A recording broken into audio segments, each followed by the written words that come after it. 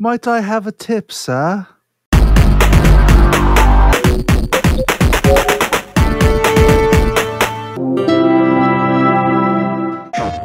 Hello and welcome to Triangle Square, a PlayStation podcast. I'm your host, Brett Beck, and alongside me, as always, is one Mr. Chris Figs. Chris, how are you doing today? Just wonderful, Brett. How are you? I'm doing well. We're continuing our pre-show fun that we seem to have every single week that drives so much of our time down. So listeners who are so lovely, you'll have to forgive us for the fact that by nature of what we're doing behind the scenes of the show, for a completely different project, it ends up driving the runtime of the show down, which some people may like and some people may not like. So at least for this week, we are going to aim to keep this thing a little shorter so that I can keep on a schedule. But if you're new to the show, first and foremost, welcome. We hope that you stick around to enjoy us talking about some really odd ideas going on in the industry, like Mikey Barra talking about tipping developers, which is pretty interesting.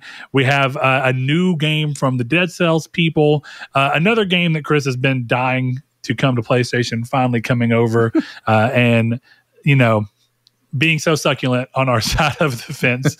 And of course, I'm sure we'll talk about a little bit more. But before we get to that, we're going to start this show off as we always do by talking about what we've been playing so that we can share with each other what we think might be good for us to play, as well as share with you guys what we think you should play. We might steer you towards the next game you may want, steer you away from a game that you thought you wanted, and from hearing us talk about it may not be your case. Or, who knows, some magical surprise may happen and somehow some game just makes its way to you by way of us talking about it. So with that in mind, Chris, I'm going to toss it over to you as I tend to do first. What have you been playing this week, and why is one of them the game that you have just been itching and waiting to hit the PlayStation so you can get your hands on that grubby little platinum? Yes, sir. I've been playing Dave the Diver, which I believe came out today. It's fucking awesome. I'm very happy to be playing it. I actually didn't realize it came out today. I thought it came out next week. And I was just going into the PlayStation store to look at the catalog on PS Plus. And I was just like, oh shit, here we go. So yeah, that's what I've been doing all day. Playing Dave the Diver and doing some side work. So it's been pretty good. Pretty solid day overall with my boy Dave.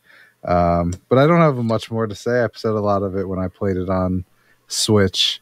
And I'm not too far. So gotcha. That's a game I've been having a little bit of trouble being able to make time to game much this week, so I haven't played as much. I'll get to that in a minute. But for anybody who is wanting to dive in to something like this, that's a little less demanding of you, remember that this is a day one PS Plus extra and premium game. So not for you lowly peasants at the essential tier. Jokes aside. But yeah, so this is a game that you can hop into if you already have one of those services for the online play, or just because you want a little bit of extra, then this is a game you can hop into and try and dig into that way, which is pretty cool. So Chris, there's another game on your list that before we talk about anything else, it is the elephant in the room. Yeah. What elephant is that, Brett? What's on my list? Is it Destiny 2? It's Destiny 2, Chris. What's going on? Last week, you basically talked shit about Destiny 2. I swear that you have a love-hate with this game, and there's been a joke from, Velvet for a long time that every week we end up talking about Destiny 2 somehow. And sometimes I do feel like there's this weird, look, I don't hate the game, even though I am very burned out on the game. But you approach it as you do many things, where you, at the very least, play it up as though you hate it for the fun of it. But what's going on here? What's really happening? Is this you trying to dig in, or did Sean manage to convince you to give it another try? So I only put Destiny 2 on my list so I could tell this story, to be clear. So last night I was playing MLB, as I do, and Sean sends me a text and he goes, Hail Mary, we just need someone to shoot bugs so we can finish this raid. I guess they were having trouble with the raid. So I texted him, I'm like, I don't have it installed. I'll install it and come help you guys. He's like, no, whatever. If I did it anyway, I have an Ethernet connected to my PS5. So I'm like, it's going to be 20 minutes. He's like, okay, great. We'll try 2 more times and then you should be ready to go. So I finished my MLB game. Destiny's done. I hop in and I hear, now Figs is going to join. Immediately as I join, turns out not 30 seconds before I joined their game, they finished the raid. I spoke. This is what happened. I got in. They go, we finished it 30 seconds ago. I said, okay, good night. And I deleted Destiny. Ah, Chris, you sweet, sweet child. Oh, So man. I wanted to tell that story on the podcast because I thought it was very funny. And I felt like a dick because they were in game chat because they were playing with a PC person. So I was playing that. I hopped in. I'm in the chat and I'm talking to them, and I just forgot that we were in game chat. So when I deleted Destiny and turned on MLB, it just kicked me right out of the game chat. So it was instant. It was, hey dude, sorry, good night, gone. I texted Sean after. I'm like, I did not mean to hop off that abruptly. I did not care, but I thought it was a funny story. Yeah, that is a pretty funny story. So, all right. Interesting enough. All right. Well, let's hear about what else you got for the week, and then I'll get to mine. Oh, it wasn't a ton else. I mean, I've been playing MLB. My team's coming along pretty nice. It's been fun. But yeah, I also hopped into some Slay the Spire. I'm still. Now, that's an evergreen game for you. It seems like. What's going on here? It's just couldn't stay away. Fantastic game. No, it's one of those things where right now I haven't been playing Rebirth because I want to pay attention to Rebirth, and I haven't been in that headspace recently. I just kind of want something where I can look at my laptop and occasionally look up. So it wasn't fit for that. So yeah, I threw on Slay the Spire. I'm still trying to hit Ascension 20. I've never done that. I'm on Ascension 14 with a defect. So we'll see. I know Slay the Spire 2 was just announced for early access, so that got me a little hyped up for it. Yeah, I saw the few people who I know who just really love that shit. I was like, oh, okay. Yeah, I was hyped up. But then the big one, which I forgot to put on my list, was I played Sea of Thieves on the PlayStation 5. There we have it. Yeah. So give us, you've of course played plenty of Sea of Thieves with us. I have. Is there anything outside? So for anybody who's seen the game and got it over here, I imagine it's more of what you already loved on a system that you're more familiar with. Is that the best way to kind of portray it? The best way to say it. I was just like, oh, this is awesome. We're going to have so much fun. And one thing I saw that I think has been in the game for a while, I just haven't played in a bit. And even when I did, it was probably there, but I just chose not to interact with it. But I know that they made it a point to highlight the fact that they now have single player C servers to where you do not have to worry about running into a player who may grief you, which games are doing this thing where it's all about accessibility, right? So I get it. For anybody who loves Sea of Thieves core gameplay and core idea, but just absolutely hated the idea that all that work could be undone by a random asshole player, now can do so and enjoy the game. At the same time, as much as that is one of the most frustrating aspects of the game, it's also what gives the game this sense of alive. Like it feels alive, and it feels like I got to be on my shit. We all got to be looking out. We got to be ready because anybody can come at any time. And it makes it somehow that adds to the pirating element because it feels like there's always someone who's wanting around the corner trying to take what I've earned. Well, yeah, it kind of feels like if Sony Bend was like, hey, man, we know it really sucks when you get killed by zombies while you're trying to beat a mission, so you can toggle the zombies off. It's like it's kind of what you're there to do. Yeah, if you want to play the game that way and the developers want to give it to you, that's cool. But I thought that was rather odd because is it frustrating sometimes? You bet your ass. But some of the funnest parts of playing that game is just sitting there looking at, for anybody who hasn't played Sea of Thieves, right? You have a ship that you can run around and you hop back on your ship. You're trying to figure out where you want to go next. And there's a map table with a grid and letters and everything so that you can kind of figure it out. You can zoom out and there are players called Reapers. And that's a class you can play in the game. And if you do, you level up your Reaper flag like you do all the others by destroying other people's ships and selling the items that you got from their ships to the Reaper's hideout. And what makes this really cool is that you get to see the Reapers at any point on the map. But once they hit Reaper level 5, if I recall, they can see all players on the map. So if they get good enough and they stay on long enough and can get that flag up, it goes away once you sell it when you're getting off for the night for a certain amount of money. Because the next time you log on, you have to restart that process. But if someone's on for a while and they really can track down ships, it becomes this crazy game of trying to avoid Reapers. And that's already there. Right, you see Reapers kind of sailing around, and you're like, okay, I gotta chart my course to the island it's telling me I need to go to, but I need to figure out a way to do it while minimizing the chance that a Reaper may be able to spot me on the horizon. And that's cool. That's fun. It plays into the pirate theme. It plays into this, the seas are dangerous theme. And if you take all that away, it's cool that it's there. It just sometimes it does feel like you want so much to be inclusive for everyone that you're willing to sacrifice the entire point of your game for it. or you take that away from games. Sometimes people are wanting to be so inclusive, they're willing to sacrifice the entire point of their art just so that everyone, so that as many people as possible can experience it. I don't know if this rises to that occasion, but it's certainly weird. So, no, I mean, look, it's one of those things where it's whatever. If that's how you want to play it, it's just not really what I feel like the game is wanting to do at its peak.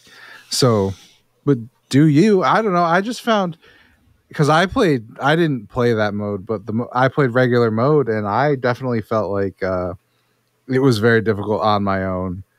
So, I mean, I don't know if I would want to do that with other people. But I'm also not a seasoned pirate anymore. Sure, like we're not playing every weekend like we were, right? So like I was definitely me, dude. There was some times where I was playing like a fiend. Yeah. It's a very good game. It is. I can't wait until it fully launches and we all can play. But I was trying to do one quest and I was having a lot of trouble like steering the ship and then letting the ship run and going down, making sure I'm going the right way, and then going back up. And one thing that actually give you a tip. If you're by yourself and you're on the small ship, when you're looking at the wheel, if you get off of the wheel and just go back to the balcony, you don't got to get off. You can be right behind the wheel. Turn around and you can look down and see the map table. Oh no shit. Okay. Yeah. I did that way. You never have to. You never really have to leave, because from all right there, you can angle your sails. You can raise and lower the sail to slow you down because you only have a single sail. So if you're on that small ship, you can do it by yourself. I've done it. It's a different, interesting challenge, but I've done it. Well, I did it, but you want to know what happened to me? So I'm trying to stop my ship, right? It doesn't stop. I don't know what I did wrong. Crashes, gets a hole in it. I'm trying to jump down to the bottom. I accidentally jump off my ship. So my treasure that was on my ship was just flying across the ocean. But here's the thing. I never plugged the hole in my ship.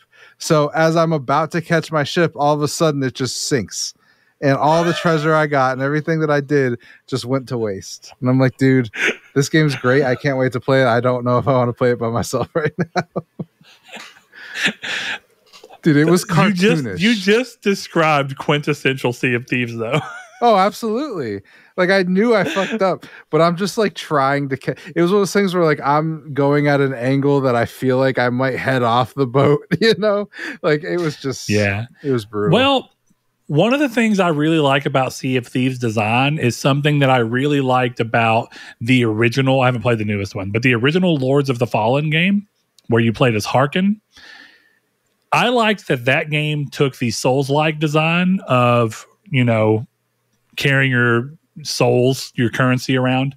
But what I liked about it is that game let you store them if you wanted to at these crystals that you could use them at.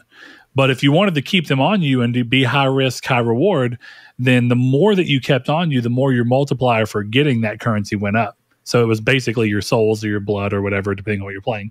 And I always love that idea that, okay, it's more dangerous for me to run around with 30,000 souls, but every time I get a soul, I'm getting 3 times the amount of souls I would have been getting otherwise. So I can level up this much quicker. I can do this much quicker. And Sea of Thieves is that quintessentially, because the whole game's design is you can go and get treasure and sell it at an outpost at any time. Like, you have to go to the outpost, but you can do it at any time. But if you really want to maximize what you're getting from the game, you're going to choose a whatever you want to call it, vocation. It's not actually that. It's a guild, whatever it is. You'll choose a flag to raise.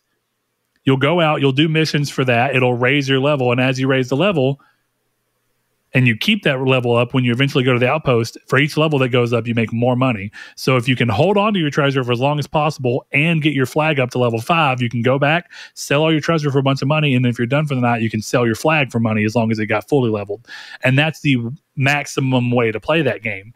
But that comes with the risk of, at any point in time, you can get shot down, and all the treasure that you could have otherwise sold in multiple times for a lot less money, but now you're getting absolutely none because you were trying to have your cake and eat it too. So it's that give and take of that game is really well designed in that way. It is. Can't wait to play with you guys. Can't wait to play. Yeah, anybody who is wanting to hop into the seas for the first time or come back around, give us a holler. We'd love to play with you guys. All right, that's cool. So that was your last game? Yeah, that was most of it. Yep. Okay, cool. Mine was simple. We talked about Dragon's Dogma 2 last week. I decided with the break that I had, I told you I downloaded it. So I decided to start it up. I'm not super far into it. I haven't had a lot of time to play this week, but I am a little bit into it. I've made it to the main city where kind of the crux of the story really is starting. I don't want to spoil anything, so I won't get too far. But that game is really interesting because, Chris, I think in ways I agree with you. It's purposely so weird on purpose. Yeah. You know, it's trying to do its thing. But it's like it has that in every aspect of it. Because like my brother was watching me play it for a bit on Saturday. And when he walked in, he's like, this looks cool. But then he was also like, this looks old and new at the same time. And my wife kind of laughed too, because when I first started playing the game, when my wife was there, she was like, this looks bad and good. I was like, exactly. Every time I look at this game, I'm like, visually, this game's got a lot of detail and the world's really well detailed. And then the character models look like shit and they're kind of animated like a 2010 game. And this game just looks like an HD remaster. That's the best way I can describe it. But not in a bad way, right? I always go towards saying like the Souls games had that for a long time. I think Elden Ring was the first one to fully buck that. Maybe Bloodborne. Bloodborne looked really great, and so did Dark Souls 3. But Demon Souls, Dark Souls 1, and even Dark Souls 2 to a degree, all kind of looked like games that were a generation almost behind the generation in which they came out. Right. And that's what this looks like. In a weird way, I think people might like that because this does through and through look like a sequel to Dragon's Dogma 1.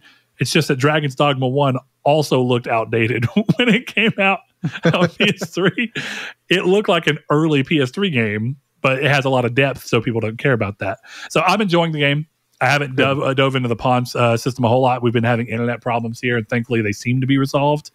But, you know, I haven't been able to play everything because I was going to play Jack the Lost Frontier, Jack and Daxter the Lost Frontier, and I couldn't because I learned that PS Plus extra games will not let you start them unless you're connected to the internet because they always go to start by checking your license. So it doesn't do the thing like some games do where it gives you a license for like a certain amount of days. It gives you a license for the day. Yep. So whenever I was playing Resistance and the internet first started having problems, I had to get off of Resistance that one day because it was like, can't check your thing. The game will be turned off in 30 minutes. And I was like, well, I guess I got to figure out what the fuck I'm doing and save this.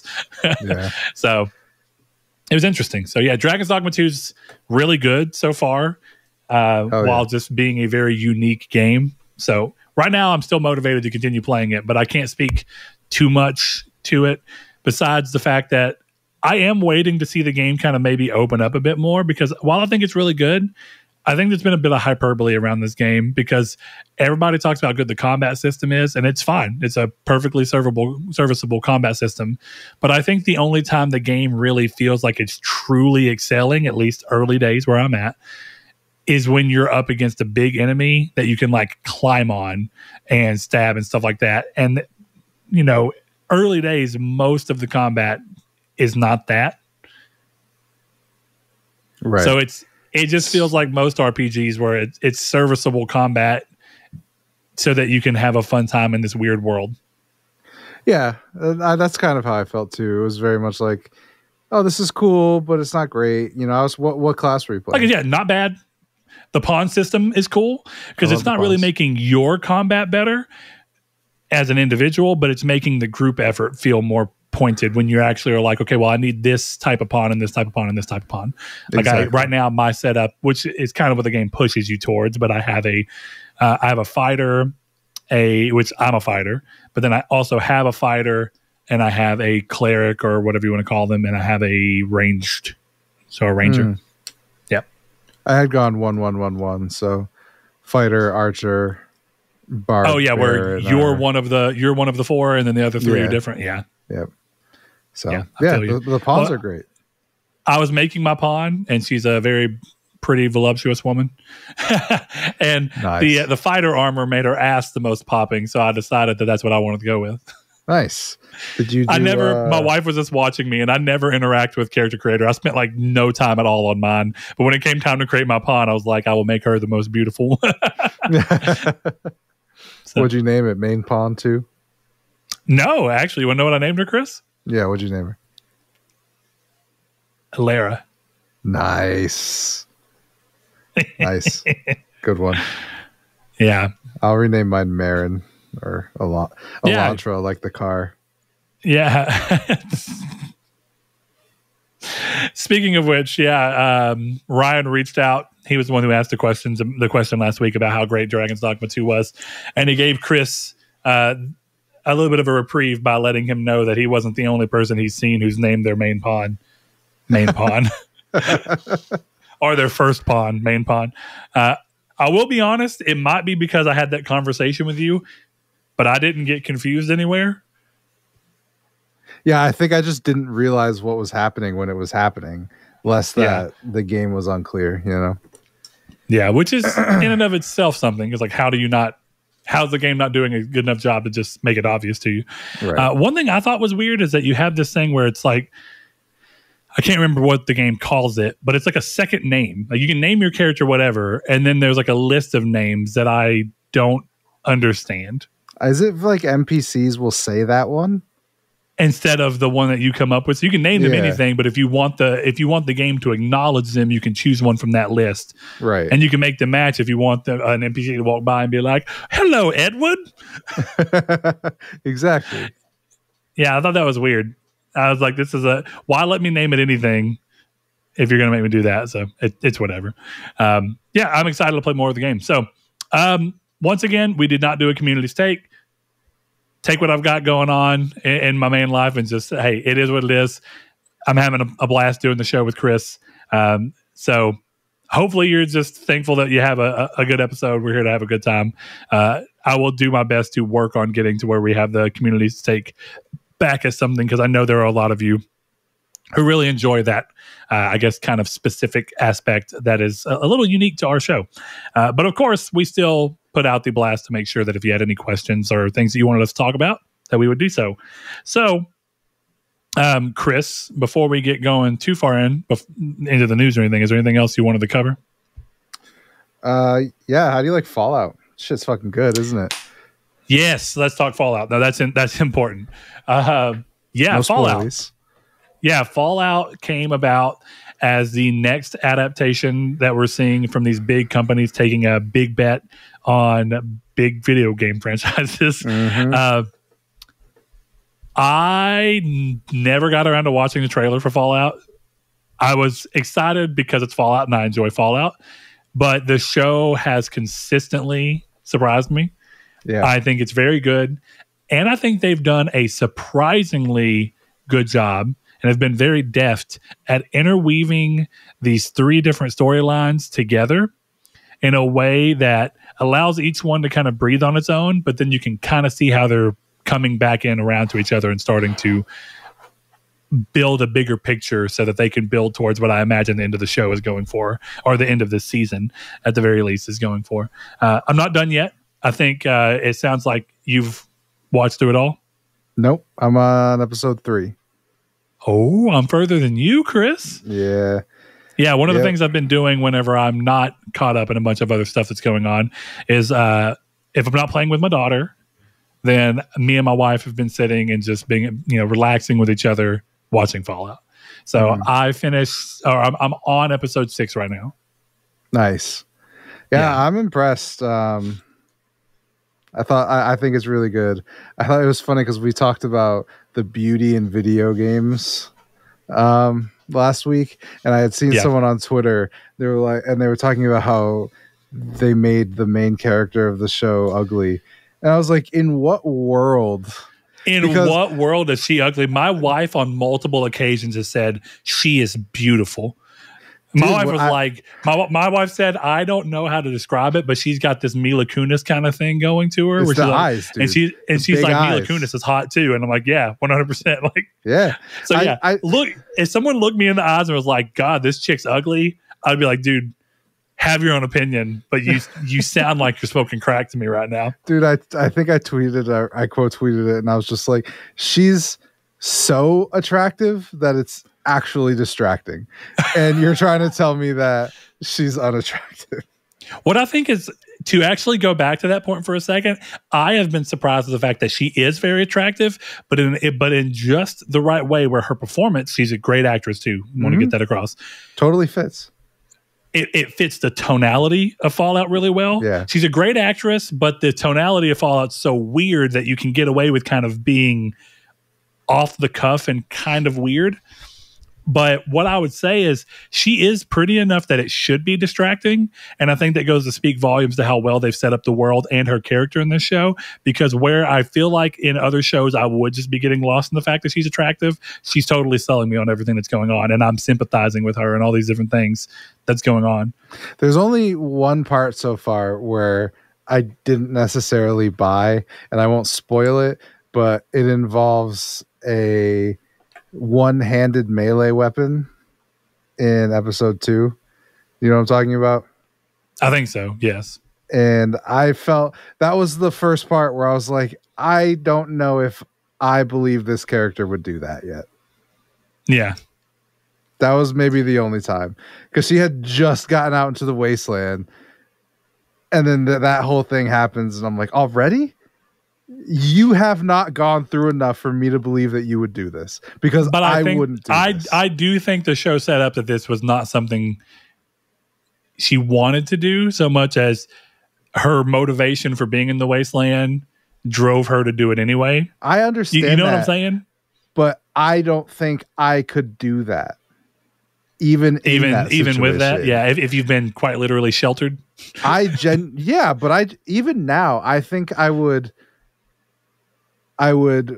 try and get the package to its destination without doing that before I did. Yeah.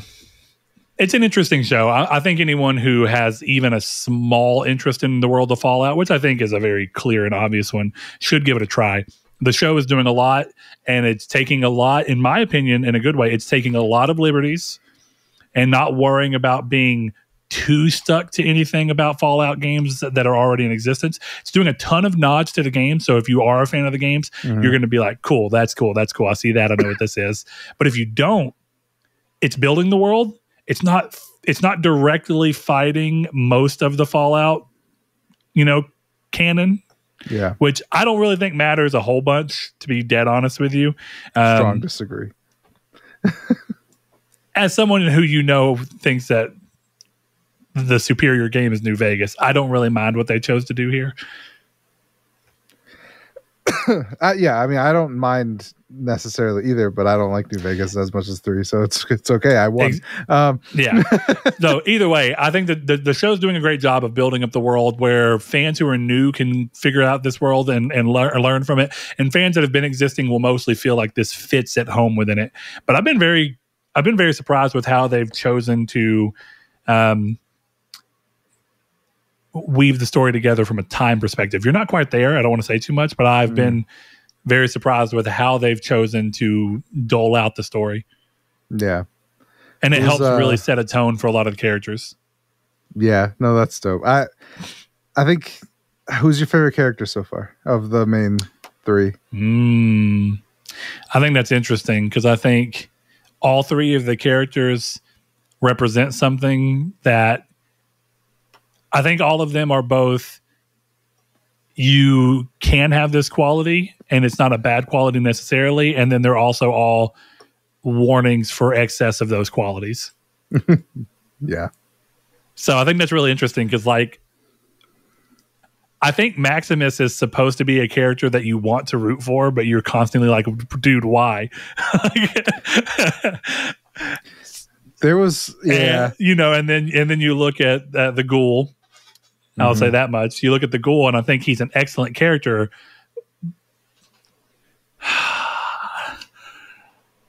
You got, if you watch episode 1, I gotta be careful about not saying too much, but that character is supposed to really play with your expectation that they set. Kind Hard. of. Yeah. Keep watching, Chris. Well, yeah, I'm not that far because, like, right now, it gives me.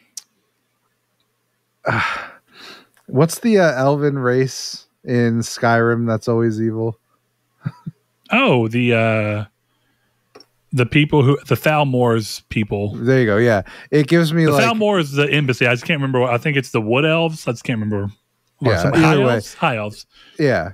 Either way, his character makes me feel like they're going with the all ghouls are bad thing, which I hope is not the case because that's definitely not true. You should definitely continue to watch the show. I guess bad's a strong word, but he is very much the Joel of this story. Hell yeah, brother. Yeah. Yeah. All right, let's in a great way. So, yeah, speaking of Fallout and how good the show is, go watch it. But with that in mind, we did get a question over on Patreon. Or rather, not Patreon. We got a question over. We do have a Patreon if you want to go there. Patreon.com/Nartech. Little $1 per month supports the show. But we got a question from one of our patrons, rather, B-Raj88. And he says, which post-apocalyptic video game would you rather have become a reality? Fallout, pick any of the Fallouts you want, or The Last of Us? That's not even a difficult question. It's clearly Fallout. Yeah. Here's the thing. Obviously, both of them have bad qualities that you would want to avoid. Fallout just is infinitely more fun to live in because it has. The problem with The Last of Us from wanting it to become reality is its tone is so realistic that is a fucking miserable and dreadful reality. Whereas Fallout's tone, and if that tone carries over into it becoming reality, a lot of the whimsical aspects of that world, even with all the fucked up ones, will at least be a more interesting and fun time because there is a version where you can you can see yourself enjoying yourself in that fucked up world, where it's a lot harder to picture that in The Last of Us's world. Yeah, and I think it's one thing though that, like, I could see myself surviving in Fallout. Like, yeah, I could not see myself surviving in The Last of Us's world. Well, and look, and you're right. But even let's just say you can survive in both of them. Okay. Which one's more fun to survive in?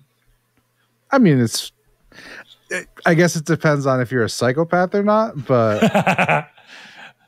but I think Chris, which one would be more fun for you to survive in?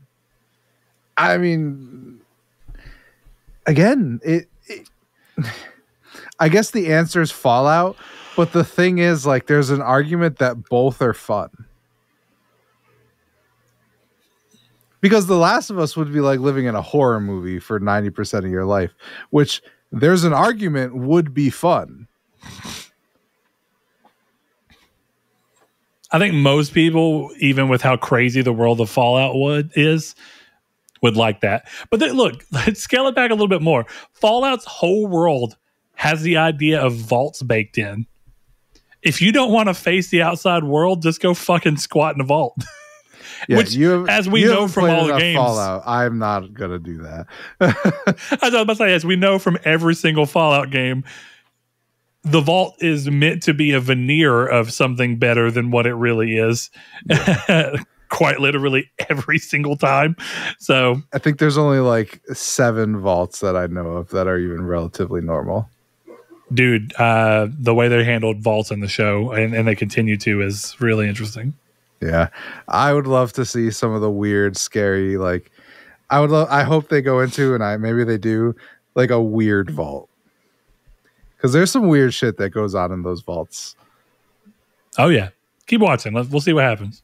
Hell yeah, brother. What's next? Thanks for the question, B-Raj. Like we mentioned, he's one of our patrons who get priority in shouting out questions whenever we ask him out. So we got some other questions. We'll get to those here in a bit, usually after we get through talking about everything else. So Chris, let's go ahead and kind of scooch over into the news. And I think this first one I'm actually going to save for last because I think that this is probably the most interesting piece of news. Okay. Just because who said it, the idea, a lot of aspects of it are very odd. And yet, I don't think I hate the entire idea. And we'll talk about that in a bit. So, Evil Empire, the team behind Dead Cells, has announced a roguelike in the Prince of Persia franchise called The Rogue Prince of Persia. So, we just got a new Prince of Persia game, and yet, here we are with another one. Yeah, it's funny because when I first saw this news a while back and someone was like, oh, these are that people, I was like, I thought Dead Cells was made by Motion Twin. And from what I understand, it still is. So did I, actually. But somehow Evil Empire, which is also the name of a Rage Against the Machine album, are involved. I don't really know how. What is the Evil Empire Dead Cells lawsuit? Uh-oh. Oh. Evil Empire has developed additional content for Dead Cells. Oh, nice. Okay. Interesting. And apparently Motion Twin cut ties with them because of a lawsuit. Oh, geez. So that's a good example of, look, a couple of seconds of me looking on the internet to figure out who Evil Empire were just told me that if you're buying this purely off your excitement for Dead Cells, that might still be perfectly fine. That may still bear fruit for you. But if you really like the Dead Cells because of Motion Twin's work, yeah, we'll see. So there goes that. I think this is a cool idea. Prince of Persia is having a odd little moment coming back, but it doesn't seem like the Prince of Persia game from earlier this year sold particularly well. But that's a story about Ubisoft games that seems kind of to be as old as time. What do you make of that? Because, you know, a lot of the times we get these old classic legacy franchises that come back, and it always seems like they want them to sell millions. I really hope that they didn't have too high of expectations for Prince of Persia, and I'm pretty sure they don't, considering that if you look at what the game is, it's great, and it's everything it needs to be, but it's a low-budget effort on purpose. It's a low-budget effort made incredibly well, and if it does flop, it didn't cost them that much money. It's not a big deal.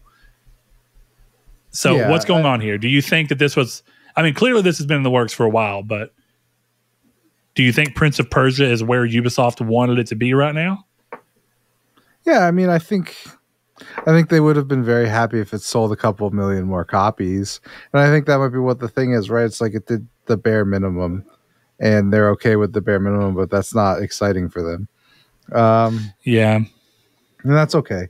This just seems like cool. This is a cool thing that I'm excited to see play out, and I hope it's really good. I thought the trailer looked cool, so I mean, yeah, I think it did as well.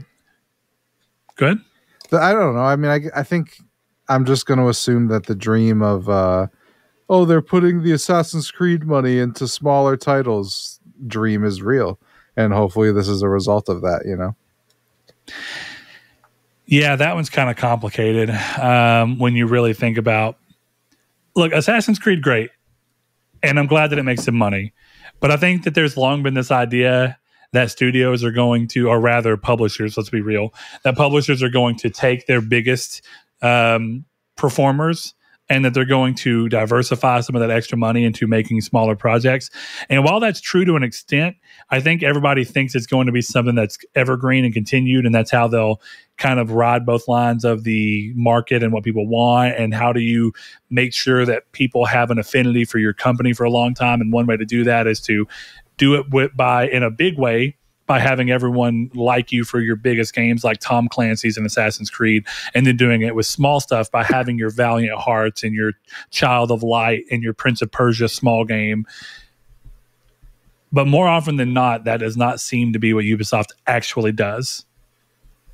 And if you look at examples like Activision, they had a bunch of small teams that made really great games that were offshoots.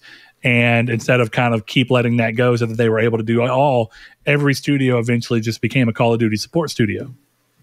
Yeah. So I get it's a tough balance, and they're ultimately in this to make money.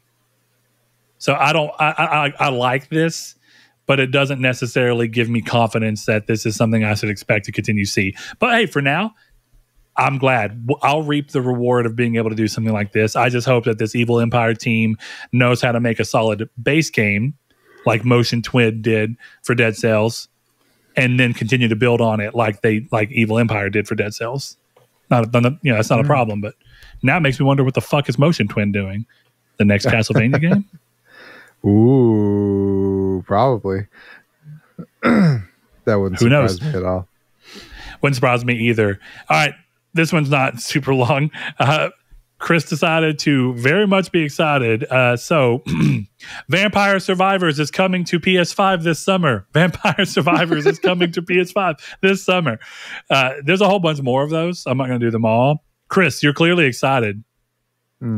Vampire Survivors is coming to PS5 this summer. How you feeling here? Dude, Vampire Survivors is coming to PS5 this summer. I cannot believe that Vampire Survivors is coming to PS5 this summer. Vampire Survivors is coming to PS5 this summer. Also, there's Contra DLC coming out in May. Also, there is Contra DLC coming out for it. Yeah, so look, Chris, as you know, I've still yet to dip my toe into the smash hit Vampire Survivors because I knew one day it would be coming to PS5 this summer. Yeah, well, luckily, you will be able to dip your toes in when Vampire Survivors comes to PS5 this summer. It's a great game, dude. I'm very excited. They said on Twitter that there is a platinum trophy, so I will be acquiring that. It's all good, dude. Dave the Diver, then Animal Well, then Vampire Survivors on PS5 this summer. I'm very excited. You technically did play Dave the Diver, but you very quickly stopped because you were like, oh yeah, this is going to come to PlayStation. I already know I'm about this. And you just stopped so you could wait. Exactly. And then they announced it like 3 days later. It was super sick. Great timing. Yeah. Good timing. Contra DLC is a weird choice for this, but I guess I'm not following because isn't Capcom Contra? Konami. That's what I meant. Yeah. But I did say Capcom. Yeah. Konami. I mean, it makes sense. I guess this is one more. I mean, yes, you're right. Heaven game. So Bullet Heaven. Okay. Well, I was listening to a podcast and they said it was Bullet Heaven because in Bullet Hell the bullets are coming at you, and in Bullet Heaven, right. This is you're the shooting inverse. the bullets. It's the inverse. So it's a Bullet Heaven game. That's a very good point. And it's so good. You're gonna spend so much time on it. You got to just drop Dragon's Dogma 2 because you need to play Balatro. You need to play Dave the Diver, and then you will lose all of your time to Vampire Survivors. I promise you. So look, it's funny that you say that because I have kind of been thinking about recalibrating myself this week to some smaller titles for one very specific reason. Dragon's Dogma 2 is a really hard game to start playing on lunch and just feel like you got anything done before I've got to leave and go back to work. All these other games feel like I can play them, see some benefit, make some progress, put it down, go back to work. How long is your lunch break? How long is your lunch break? So how long can you be in your house? About 45 minutes. So Vampire Survivors, which comes to PS5 this summer, only takes 30 minutes. Like the game ends at 30 minutes. So there you go. It's a perfect video game for you. There you go. See, that's what I'm saying. And before that, I was like, Balatro is probably a good example of something that a good run where you're really pushing is probably 30 minutes. Yeah. You should find out because this summer when Vampire Survivors comes to PS5, you will not have time to play anything else. So it's Balatro now, Vampire Survivors when it comes to PS5 this summer, Dave the Diver in between all of those. Okay, I got you, Chris. There's a couple more things I wanted to cover for this one. PlayStation Stars is expanding how you can use the points that you earn for it. So right now, you can use it to cash in for PS Store credit. But now they're allowing you to do something a lot more akin to Sony's reward points for things like their credit cards and other things, where you can actually claim your points for copies of Helldivers 2 and recent PS5 exclusive Rise of the Ronin. So this is pretty cool. This is a way for you to kind of more directly do so. I haven't dug into this enough to see how this is going to convert. My hope, I guess it's one less step, but if this is just the same as getting the PlayStation points or the PlayStation Store credit, it is, and then spending it, then yeah, it's kind of like, you know what I mean? Like if it costs me the same amount of PlayStation Stars points to get the money from the PS Store credit and then just buy the game, then why would I ever really worry about just getting Helldivers? I guess it skips a step. Or, you know, if I go the dollar route, if the game's on sale, I might be able to get it for less points. But I think this is ultimately a good call, but it gets kind of weird because sometimes I have this on PlayStation rewards or Sony rewards where I'm looking through the PlayStation stuff and I'm like, I can get a $50 PSN gift card, or I can get a 6,000 point game, and the $50 gift card is 5,000. Now the difference is if I get the 6,000, they send me a physical copy of the game, but not every game is available as part of the rewards program. So it's a real hit or miss on how useful that is. But you know, if you're not spending money, that's one thing. That's what I love about PlayStation Stars. I just play the game to where I use my Sony rewards points to buy pretty much every game that I buy. And then that gives me PlayStation Star points. And eventually I get enough PlayStation Star points that I buy another game without spending any of my money. And the cycle continues. It's a great time. Nice. Great time. Yeah, I'm thinking about using that PlayStation Stars thing for Rise of the Ronin at some point. So good way to get into there without having to actually spend any money. Exactly. Actually, that's have to spend way more money to do true. It. But that's a game that I can see being up your alley, and I can also see it not. Every time I look at gameplay of it, I'm like, I think Chris would like the somewhat Assassin's Creed-y aspects of this. And then another things would come on screen. I'm like, I don't know if he'd like that so much. But it may be, because like some of it is, you know, very technically driven, kind of like your the love you ended up gaining for Sekiro. The question is do you believe in your heart of hearts that Team Ninja is as deft with their game design or with their combat design as From Software is? No. When they crafted Sekiro. And I think a lot of people say no. Even though, no joke, Team Ninja is kind of known for their combat prowess. That's kind of their thing, you know? Yeah, I mean, I like Neo. It's just Sekiro's near perfect, so. Gotcha. And while we're talking about Fallout this episode, it is a good reminder to tell you Fallout 4 upgrades are coming to next-gen consoles. So Bethesda Game Studios is releasing a free Fallout 4 update for download on Xbox Series X, S, and PlayStation 5. This free update includes native applications for PS5 and the Xbox Series X and S, which will have performance mode and quality mode settings, as well as stability improvements and fixes. And you can experience the game up to 60 frames per second, and of course, an increased resolution over the original title. So this is looking all up. Fallout 4 was kind of a rough-looking game when it came out on PS4 in comparison to a lot of its contemporaries. I think that this will do a lot to smooth that over. And 60 frames per second is awesome because Fallout 4 actually does have great shooting. That is a little hampered by the fact that it's at 30 frames per second. Because it feels almost like Destiny shooting at half the speed.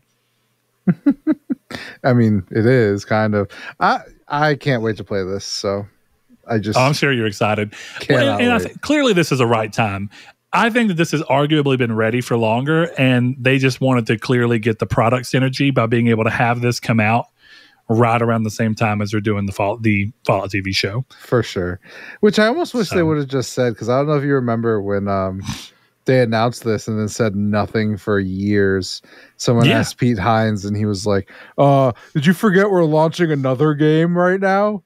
It's like, dude, you announced it, so I want to know when it's. I care more about Fallout. Sorry, it's kind of on you. Yeah. So for anybody wanting to return to the Commonwealth, as it were, you can do so on April 25th. And Preston Garvey, or whatever his name will be. Isn't that his name, Preston Garvey? It's Preston Garvey. Yeah. he can tell you the settlement needs you. Survivor, another settlement needs your help. Jesus fucking Christ. I've really figured out that the problem I have with that game is that I know that Bethesda got really into crafting stuff whenever Minecraft came out. And I remember they added Hearthstone to Skyrim, but I just never fucked with it. And since it wasn't baked into the main game, you can completely ignore it in Skyrim. You don't have to interact with it at all, even when you play it now. The problem is that the crafting is so built into Fallout 4 with like the base crafting and stuff that they push it on you. And I'm just like, I don't give a fuck about this at all. And I understand people that do. And I have other games where I do like that. I just didn't care about it in a Fallout game. I don't know how to say it other than that. So that part of Fallout 4, a lot of people were like, oh, this is sick. This is a cool new thing that can carry the fact that the game didn't really make strides over the other Fallout games necessarily in any other spot. Combat it did. Mm-hmm. Chris is like, here, this motherfucker is just down talking about Fallout 4. What are we doing? Look, Chris, here? This is my time to actually retry this fucking game that I don't hate, but I definitely hold at the very bottom of the Fallout totem pole. It's no 76. Have you seen the mods that people do for Bethesda's games where they'll take one of the older Fallout games and they'll port it up into the engine of a new one, or rather Skyrim, like the older Elder Scrolls game. So there's a way to play Morrowind in the Oblivion engine that's called Oblivion, and it's awesome because it's everything that you love about Morrowind with all the quality of life and cool shit that Oblivion brought. And they're doing it with Skyrim and calling it Skywind, where you can play Morrowind all throughout the Skyrim engine. I would fucking love for someone to just take New Vegas and port it into the Fallout 4 engine, because Fallout 4's combat is much better. But I would not want to change to the floating buttons to make decisions. I don't want that. I don't want that you don't part. Need that. There has to be a mod for this game to where you can play it with the actual conversation bar. Has to be there. Yeah, but it's one of those things where it's like, how good is that when that's not actual Bethesda's writing? So does it actually mean anything?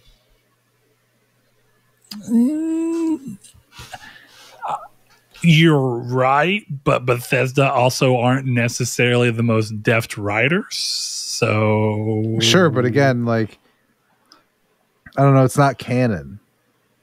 Well, look, let me say this much. All you really have to do, this is what I would do if I was making that mod.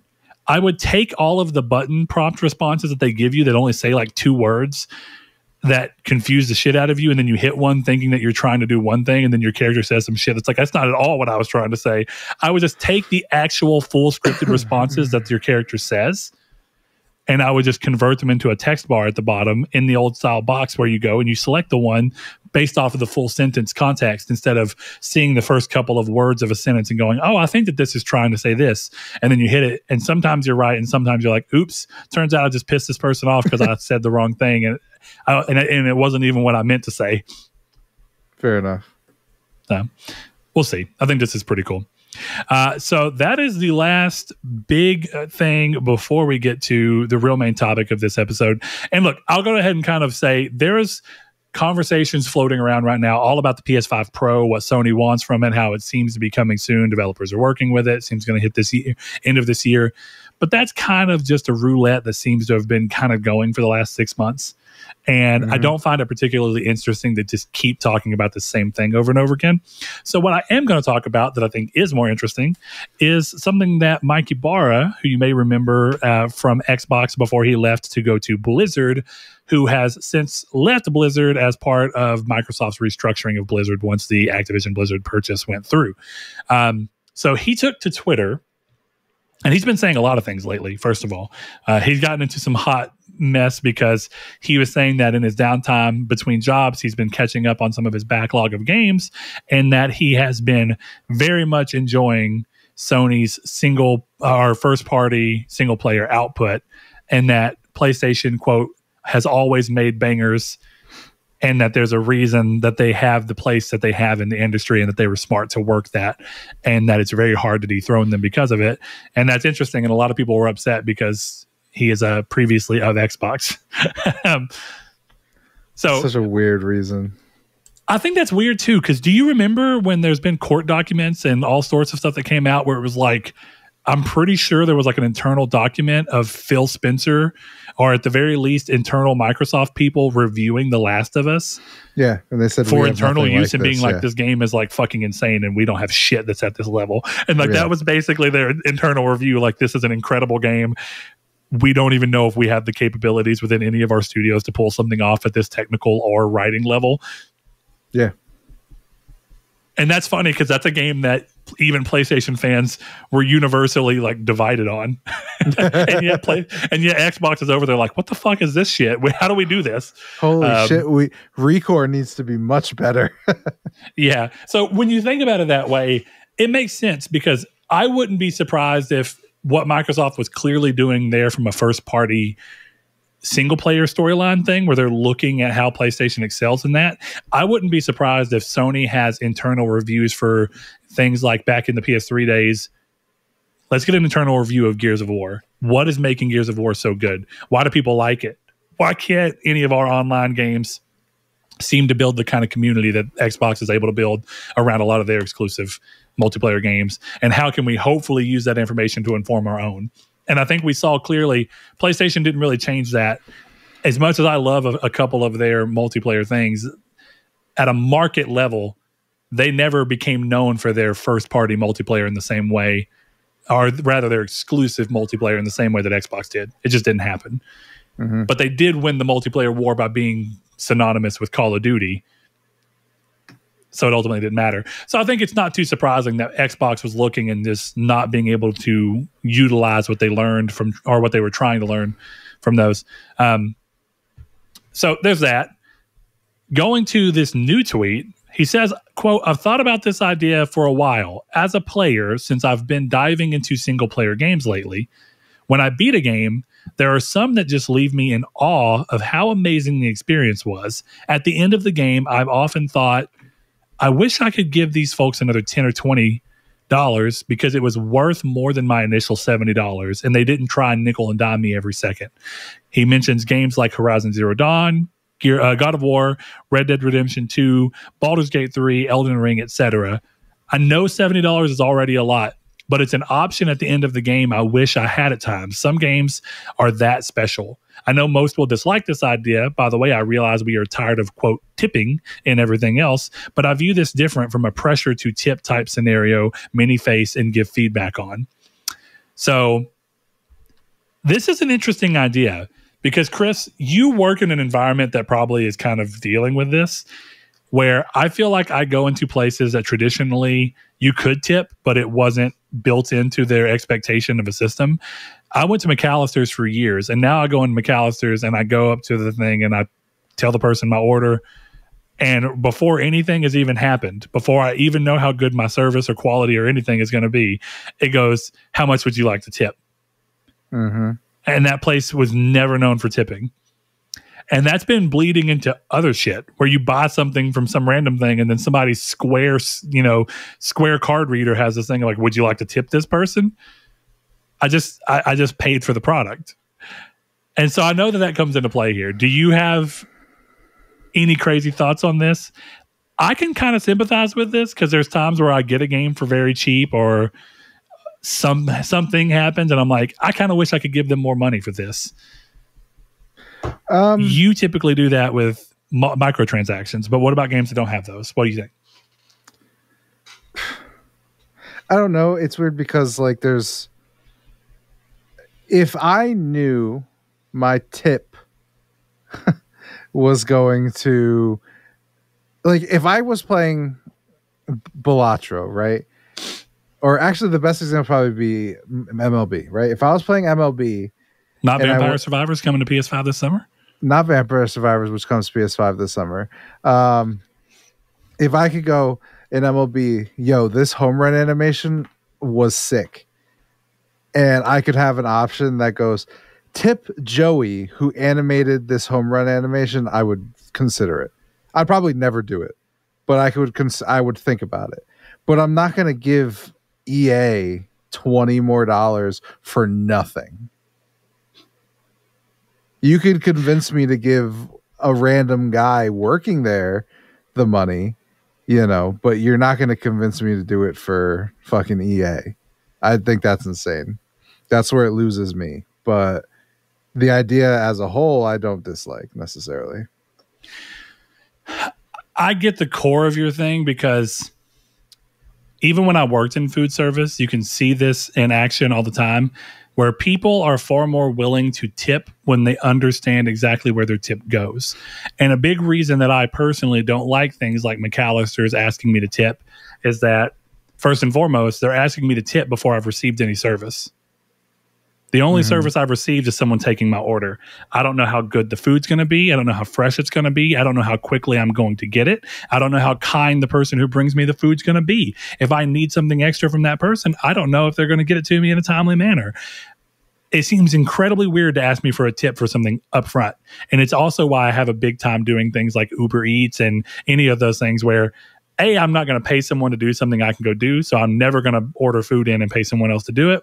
But more importantly, I'm not going to tip the person before they ever get it.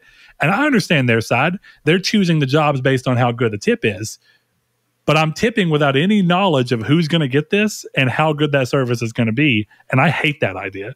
I am a good tipper, and I tip all the time. I worked in food industry for a long time, and I thankfully made good money at it. But I tip when I understand exactly where my tip is going and I know that the tip is deserved. So I'm with you. If I could look at something and they could quantify, I'll go a little bit larger than you. I think if I could actually go, this tip goes directly to the development team. This doesn't go to EA. It doesn't go to PlayStation. This tip goes directly to the development team. And the only money that PlayStation skims off of it is the payment processing fee because they're having to process this payment that's going through. Fair enough. I would probably be like, bet. Now, that's a really hard system to check because how do you know where it goes? Yeah. Look, it's...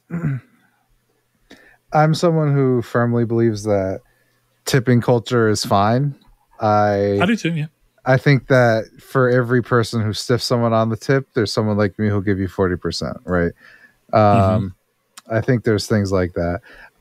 This is just a situation where I'm just not going to tip you. It's kind of like, you know, I went to a hockey game the other day for my mom's birthday, and I don't drink very much, but Sadie was driving, so I was like, fuck it. So I had a couple beers, and I walked into this concession place where it just had a bunch of fridges. The woman hands me a beer, because I'm not allowed to grab it myself. I scanned it myself. I did the card machine by myself. And then it goes, would you like to leave a tip? And I was like, I literally said to them, who the fuck am I tipping? You know, and that's the time where it's like, it's frustrating. Like, I get it. Like, oh, you went to the supermarket and you went through self-checkout and asked if you wanted to tip. But for me, it's just always like, the answer is no. So just hit no, you know? Yeah, and at least there is that. At least that's always an out. Yeah. You know, I've never seen one that won't let you sit and hit no tip. And I think that everybody understands that if you went that far, people would just stop doing business with you. Absolutely. And that's the thing. I know people who don't tip whenever they understand. Once somebody learns that a place does exclusively tip sharing and all tips have to go to a collective pool that is then redistributed, I know a lot of people were like, there's no fucking way I'm going to give my money to a communist idea to where they will recollect and then redistribute it. To and me, I'm like okay, I mean, fair enough. See, You tipped that person, yeah, and that's why in those places, a lot of the time, like when I used to work there, we didn't tip share, but people would ask me if we did, and they go, anytime someone says that they do tip share, I tip them in cash, and I tell them not to report it, and I'm like, fair enough. Yeah, cool. Like that's the thing. If I found out that a place I was doing was tip sharing, I wouldn't tip, because I'm tipping the person who I worked with, you know. I'm not going to give a tip to the random guy who came in 2 hours after I was even in the building because they were sharing the tip. Like, it's just the complicated part, because we actually did have very small tip sharing. In hindsight, I'm thinking about it, giving but it was a bartender 1%. It was like the bar back 4 or whatever. It was the bus boys. I think total 2% of our tips went to giving the bus boys and the hostess tip share. Exactly, and that was a really small. And that actually makes sense, because me as an individual, if I came into a restaurant, that hostess is who sat me. That busboy is who came and brought me, like, you know, I worked at a Mexican restaurant. So they brought me the chips and salsa and they'd clean the table after I left. They are very directly involved in my time there. I can see it going to them. But I hate the idea of tip sharing where every person's tips comes together and then they're just evenly redistributed. And there are places that do that. Yeah, that's not real. And but that's like, insane to me. I've always been someone who, like, I know the business and I know what you're supposed to do. So if I get bad service, like, I'm not tipping you. And actually, my policy is that I will tip you, but I will tip you very badly. Because I've always believed that a 5-cent tip sends more of a message than no tip. Because if I don't tip you, I'm an asshole. But if I tip you 5 cents, you know that I was upset.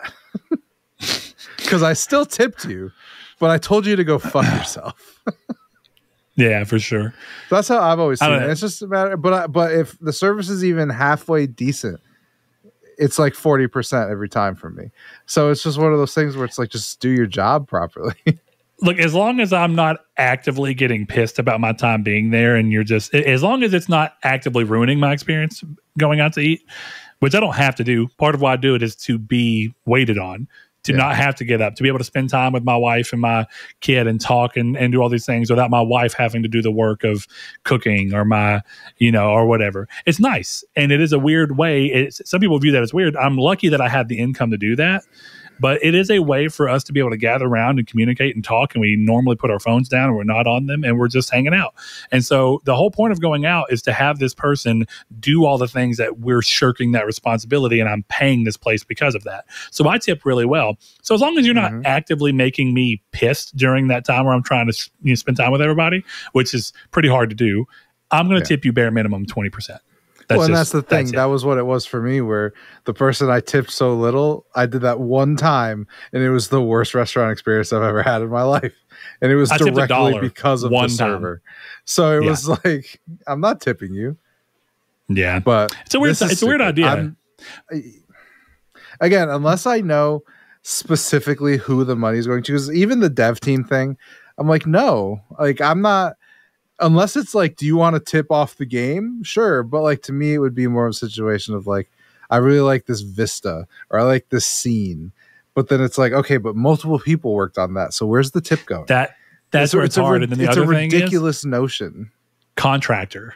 You know, there's a lot of contract work that ends up in games. And what if you just really like something that someone who's not even employed by that studio? Yeah, who the fuck does that go to?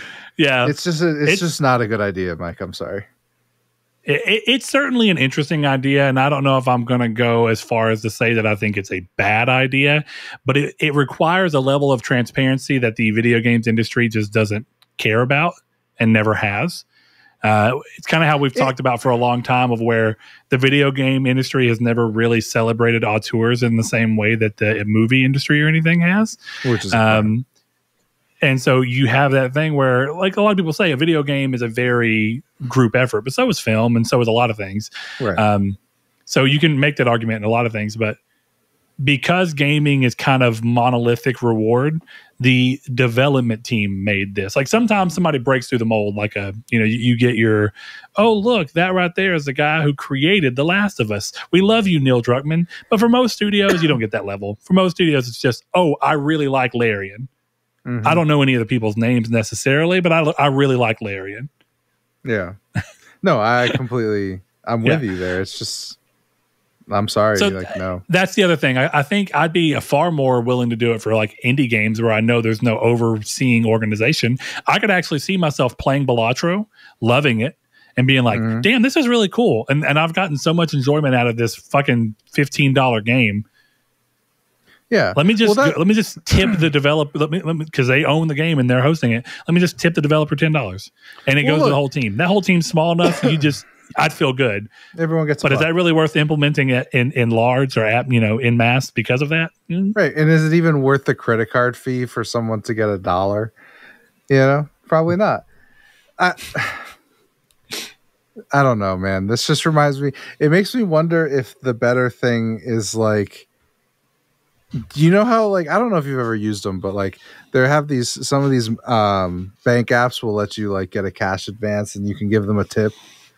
You know, I Okay, no, wonder. I don't know if I know what you're talking about, but go ahead. My old bank, it would be like you could get $100 early before your before your check came through, and then it would be like, do you want to give us $5 for doing you this favor? And I always hit no, but I wonder if you put out a game like if Red Dead Redemption 2 came out and they gave it away for free, and then at the end of the game it was just like, would you like to pay the dev team? And it just started at 60. You know, that's not too far from what gaming once was.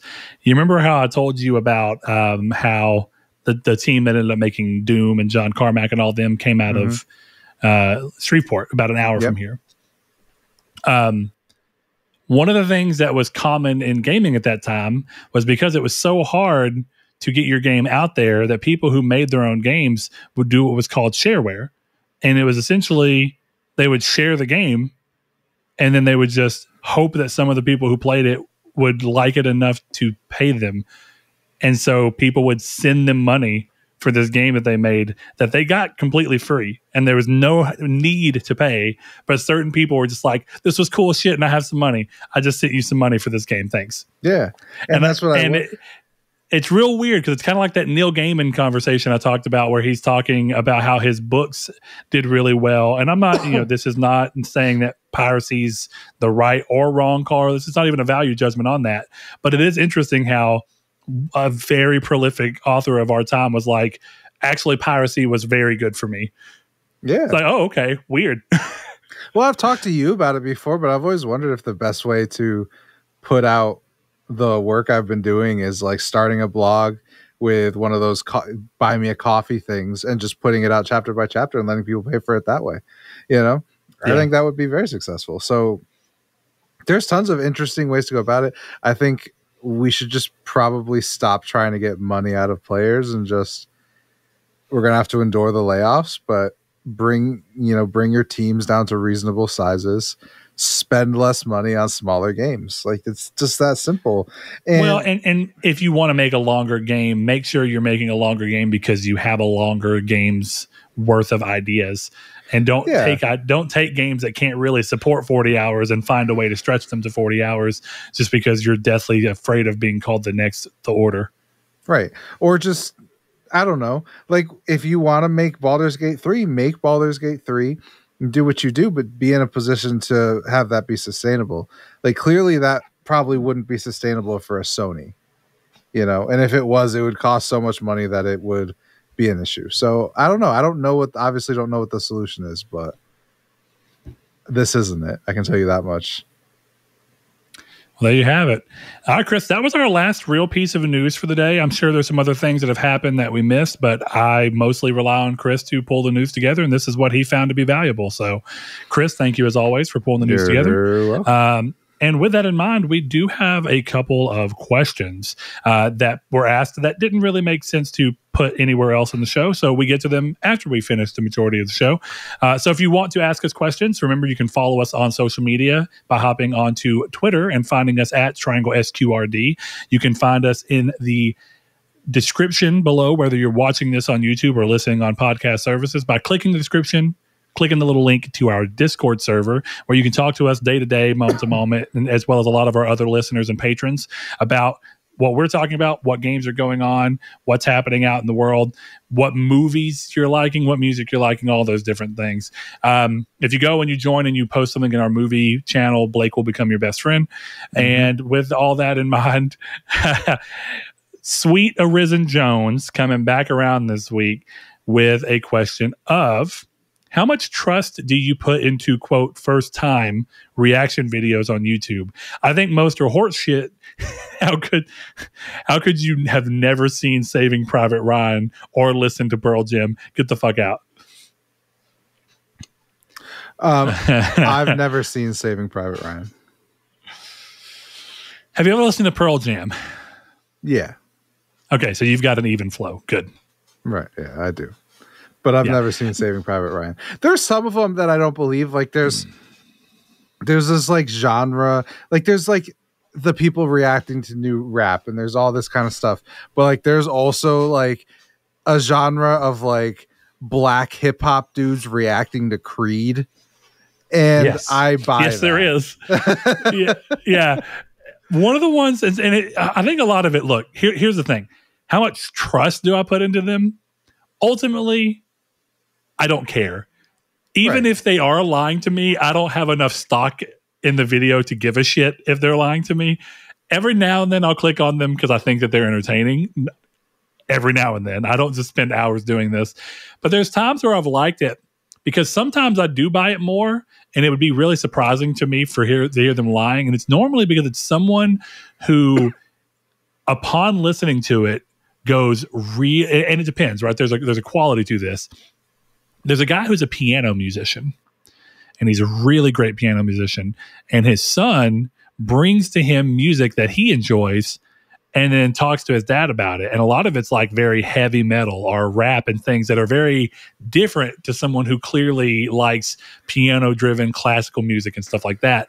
And it's really interesting hearing this guy who's like a piano virtuoso break down these songs and describe what he likes about certain aspects of the song, things he doesn't like about them, where he finds that they're playing with musicality in a weird way.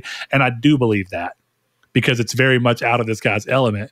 But it's interesting to see someone's insight into something like that.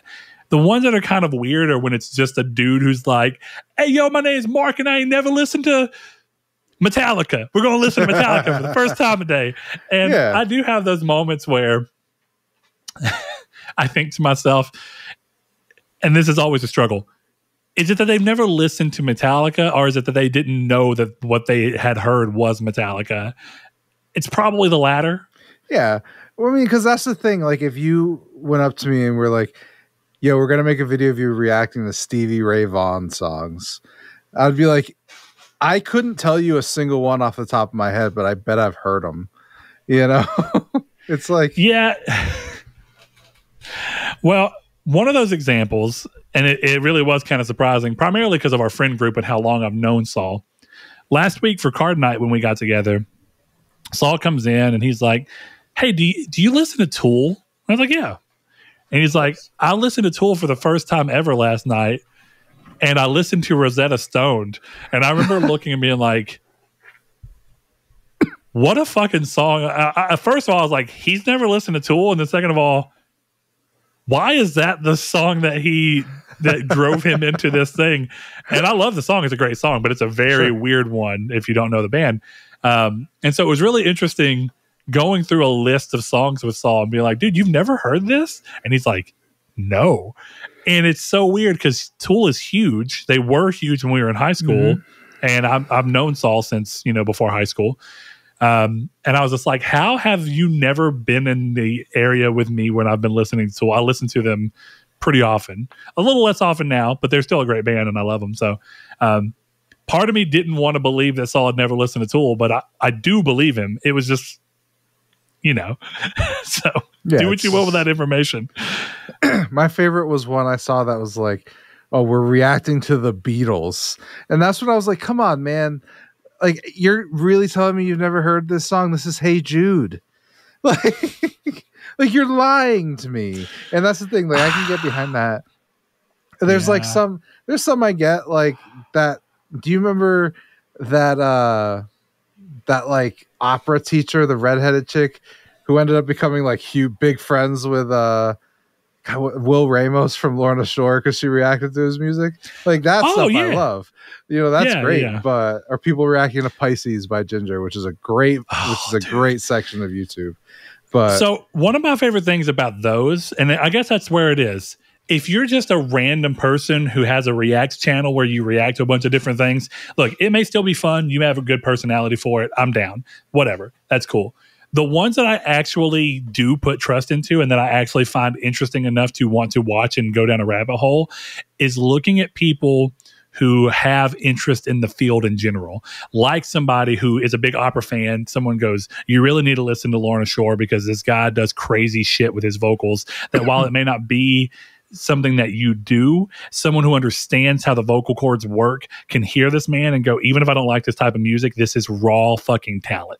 Right. If you listen to the Hellfire, even if you're disgusted by how insane half these sounds are, if you're not like, one guy is doing all of those different types of streams in like 45 seconds.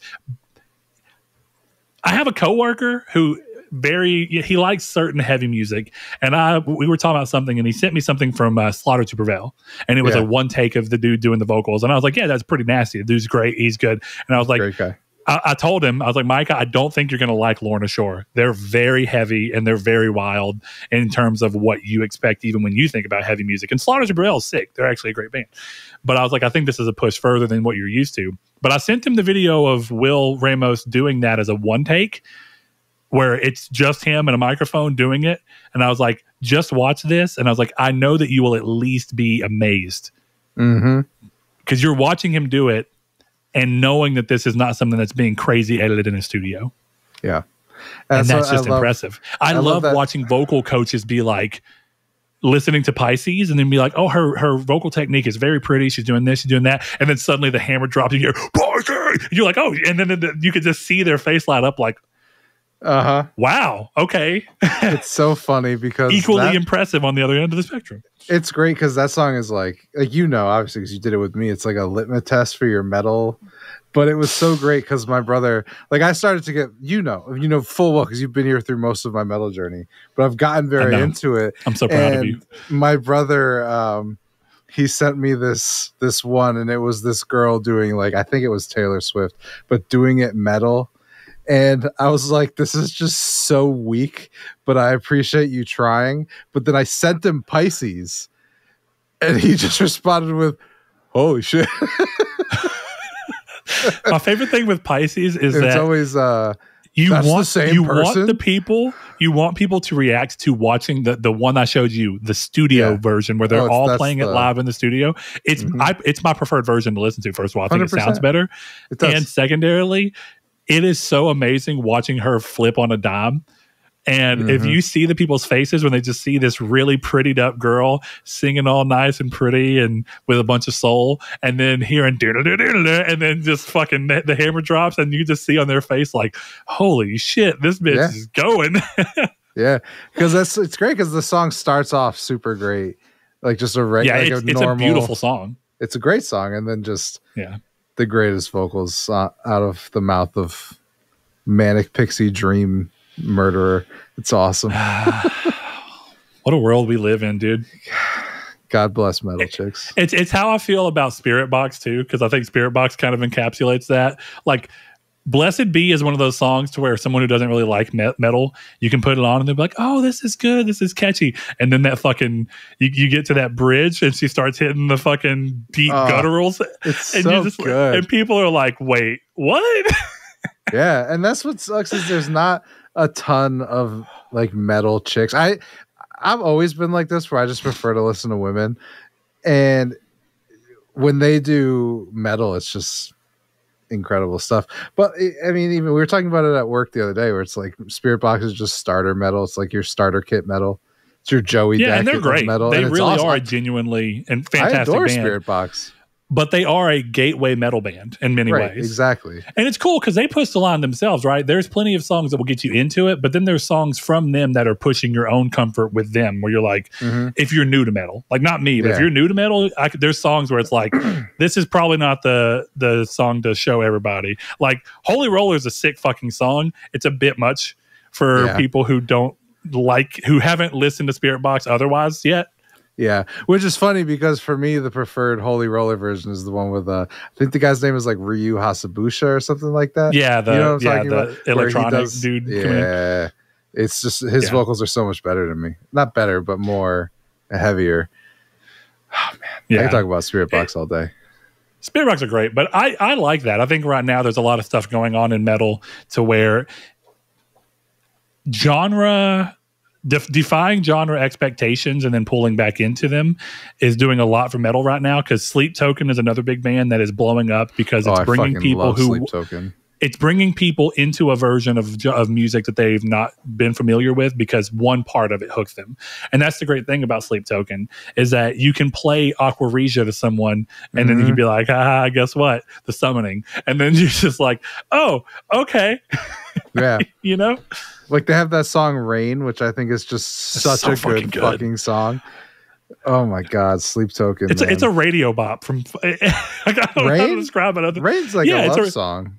I know, but it's like a radio R&B song almost. In a way, yeah. In the best way. Well, they only have like one screaming metal song on that whole album. Well, they have moments, but every song sure otherwise, they have moments. But even Vor, right? The song that you're talking about, where like Vor the first minute and a half, that's full through, like. And even metal. It has its moments where when the tide, and you're like, oh, okay, cool. God, I'm gonna go for a drive and listen to Sleep Token after this podcast. Fuck you. Yeah, they're killer. They're really good. Oh. So if you haven't dove back into the other albums, they're interesting. I like the first album a lot more than the second one, and the third album is their best album by far to me. Taking Back to Eden's so good. I want to see them so bad, but it's so fucking expensive, dude. They're like the Taylor Swift it's impossible, of metal. dude. Yeah, the thirsty women who want to see the guitar player and singer make out on stage or whatever the hell's going on. I don't know. I don't watch enough TikToks. But from what I understand, they occasionally do stuff that hints at something. And the thirsty women just want to be there. And so those tickets, as soon as they hit, they're fucking gone. If it's not the women themselves getting them, it's the men who are waiting for the thirsty women to spend whatever money they can to see this fucking band. Bad Omens is doing this too, because we're about to go see Bad Omens. We were supposed to see them last year in October. And we're about to go see them again. I don't even really care. Bad Omens are fine. I think they're a solid band. I don't care to go see them. And originally I was going because they were playing with Era, who is a band that I fucking adore. And now the show got canceled or rebooked because the singer for Bad Omens had something going on. And since it was their tour, they rebooked the show, but now Era's not playing. So I was so bummed because I'm like, I'm just going to go see a band I don't really care for that much. But my wife and my friend's wife want to go see it. So fuck it. I guess we'll go. And they just announced today that Invent Animate are going to be there. And that's another one of my fucking favorite bands that's really heavy. And I'm like, fuck yeah, let's go. Now we're back, baby. We have something else to do. So that's sick. Yeah, man. Yeah. We can't just talk about metal forever because everybody's going to get scared away from this podcast who doesn't like metal. But Chris, I just want to say I've been so proud of my accidental ability to expose you to things that have allowed you to continue to find your own metal. It's been great. Yeah. I told you how that started, right? I think that's a funny story where my old boss was a great guy, but he was one of those pretentious dudes where he would never tell you he liked a song. It would always suck. But I could tell if he liked something I played because he would look at my phone and see what the song was called. But then he'd be like, "This sucks." So he could look it up? Yeah, exactly. So I got into metal because I think he's into heavier metal than even you or me. But probably. I spent time. Trust me, I can't even listen to this. I'm saying, probably. Yeah, it's rough. But I spent all this time. I don't know though. I like Guar, and a lot of people are like, "Fucking what?" So good. No. Continue. I spent all this time looking for music that I could get him to tell me he liked, that I just started liking metal and never found a song he told me he liked. So here we go. But you like, well, I fucking like it, so fuck you. Yeah. It's still, the last thing I'll say about metal, it's still my favorite story is me taking my preppy teacher girlfriend to a Spirit Box intervals and After the Burial show. Dude, having it be intervals and After the Burial, like Spirit Box I can almost see. Intervals is fucking high technical instrumental music, and I love that shit, but that is not normal for just random people to want to go see. I think intervals After was the Burial the one she liked the most, actually. Oh, probably because they are very palatable, but it's something I bet she'd never listen to on her own. No, she would never listen to any of it on her own, but she definitely was like okay with it. But it was just very, because we're all standing in this line, and the like metal people, it's all like black shirts and like fucking scary lettering, and it's just Sadie in a pink shirt, just like hanging out right outside of Fenway, and then she gets in there, and I'm like, all right.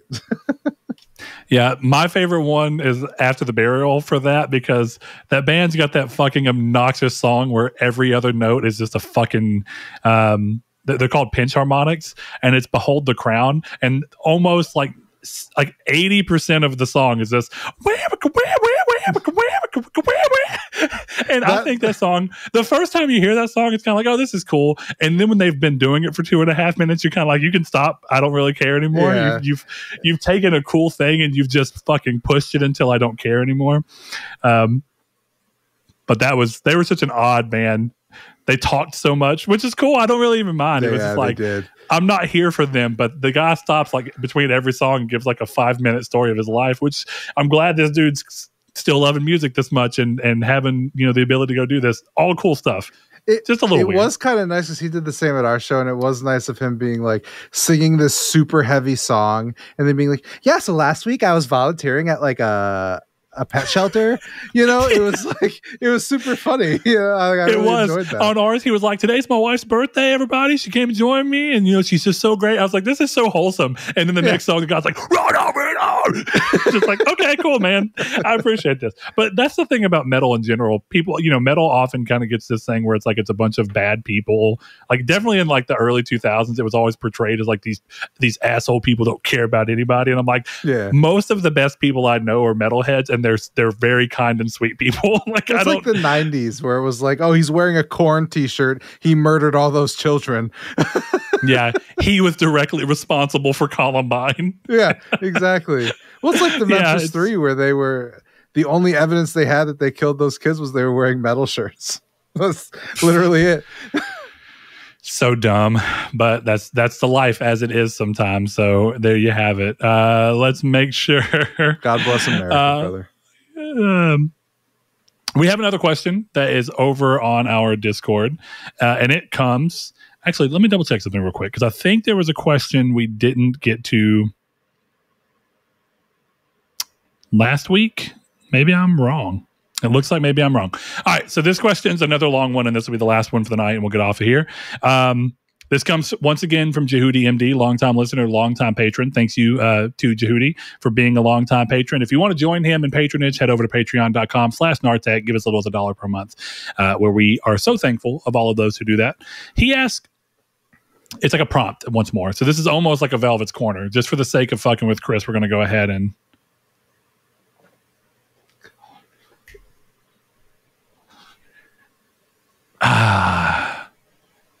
this week on Edging Chris. You see how I can't finish dancing because the song didn't stop? So now I'm stuck like this for the rest of my life.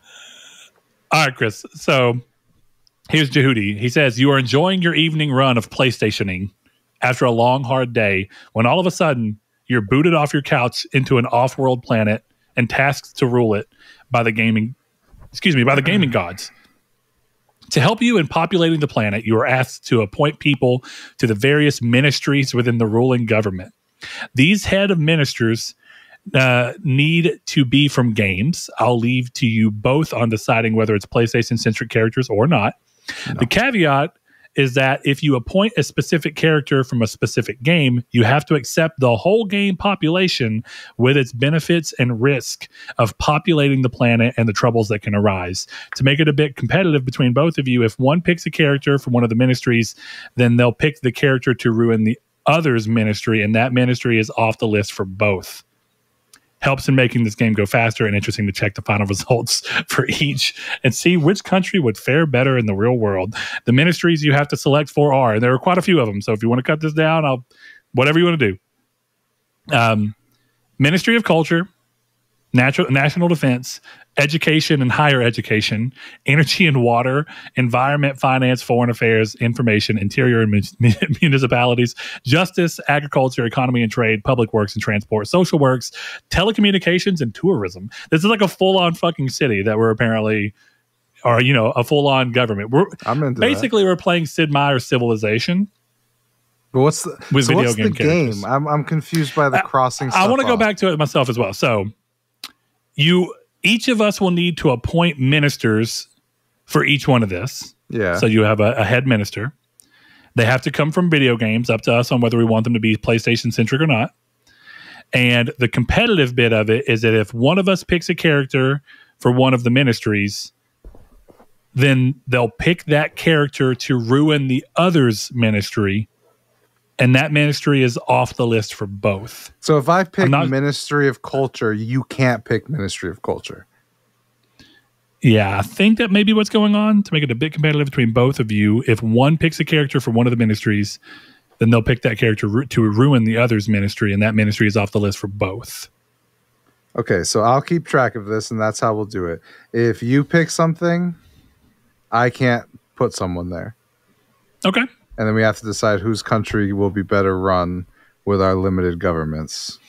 All right. So, Chris, since I did all the reading, I will be gracious. I'll be a host, and I will give you first pick. Which ministry would you like to start with, and who would you be appointing as the head of this ministry? Well, I will be picking the Ministry of National Defense. Okay. And I am going to be picking General Radek of Killzone 3. Fuck, yeah. Killzone 2, by the way. Sure. Okay, so Killzone 2. So I have General Radek. Okay, hear me out here. I think this is a pretty good move. Just going to throw that out there. For the record, not PlayStation specific. It doesn't have to be, because I don't have that kind of energy to only think of PlayStation characters. Ironically, my next character is PlayStation centric, even though I'm not worried about that either. I'm going to go for Ministry of Culture. Okay. And my character will be Parappa the Rapper. Good answer. Good answer. I think with this, I'm building a very holistic culture where everyone's striving to do their best, to believe in themselves, and they're kind and working with each other. We're going to have a nice, good, collective culture because of Parappa the Rapper. Okay. All right, Chris, your choice. I have to. Okay. Let me just make sure of something quick.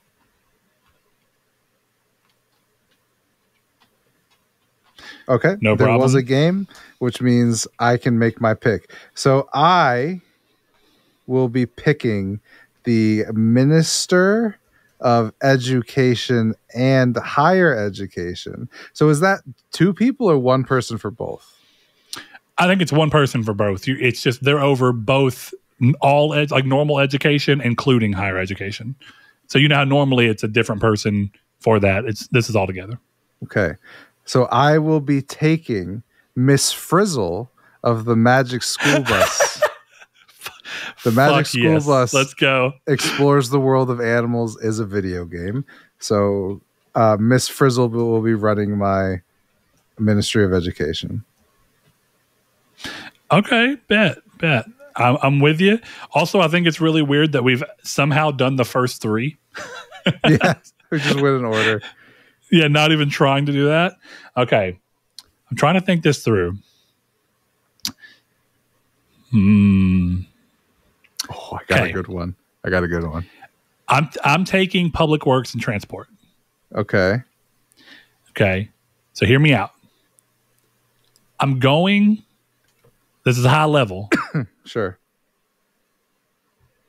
You as the player who is a character in the world of Little Big Planet. If you will not accept that answer, I will go with Sackboy. Nope. I'll go with the player character. Yeah, Sackboy or the player character in that world, right? Because Sackboy interacts with you. He looks at you. You're in the game, right? That's the way that the game kind of portrays it. And because of that, I am creating very quick pathways for transport where instead of having to do buses or all these different things, I can unzip where we're going, jump in through this light, teleport there, and then unzip, rezip, and we're good. We got it. Perfect. Okay. Oh, wait. I'm just going to put LBP player character. I'm sorry. I have to think of this guy's name. And I don't want to ask you because that would give away. Well, I mean, it's still your pick. I can't steal it if I want to. I got it. Okay. I don't want you to know. I just want to hear your answer or hear your reaction to my answer. So I am choosing the Ministry of Energy and Water, and I will be going with Kessler of Infamous One.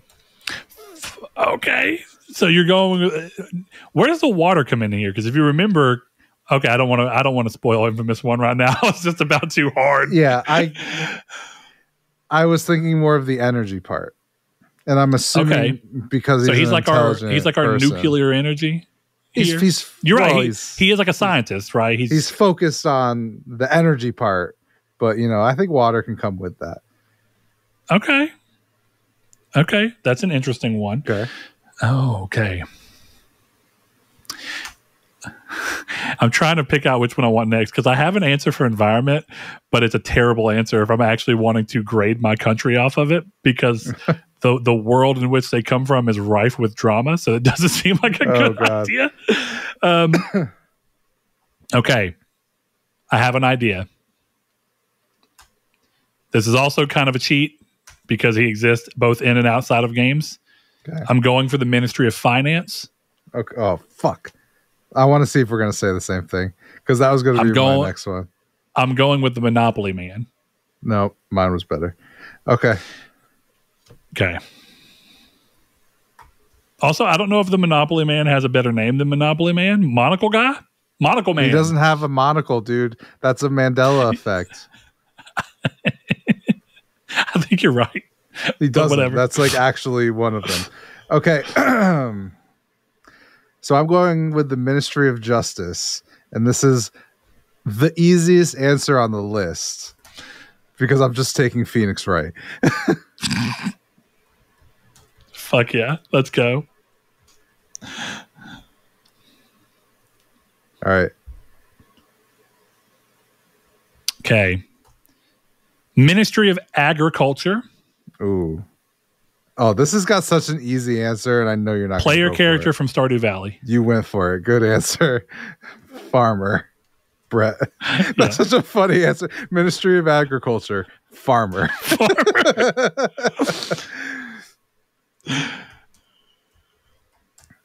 Okay. I could get a little crazier with this and choose to have it be the main character from Rune Factory 4, but I'm going to choose not to. I think Farmer's a good answer. Yeah, it's a great answer. So I am going to go with the Ministry of Tourism. Obviously, we got to bring some money and some tourism into our country. And I'm going to be taking the Dictator from Tropico 5. 5? Okay. Let's go. Okay. Sacha Baron Cohen himself. Oh, okay.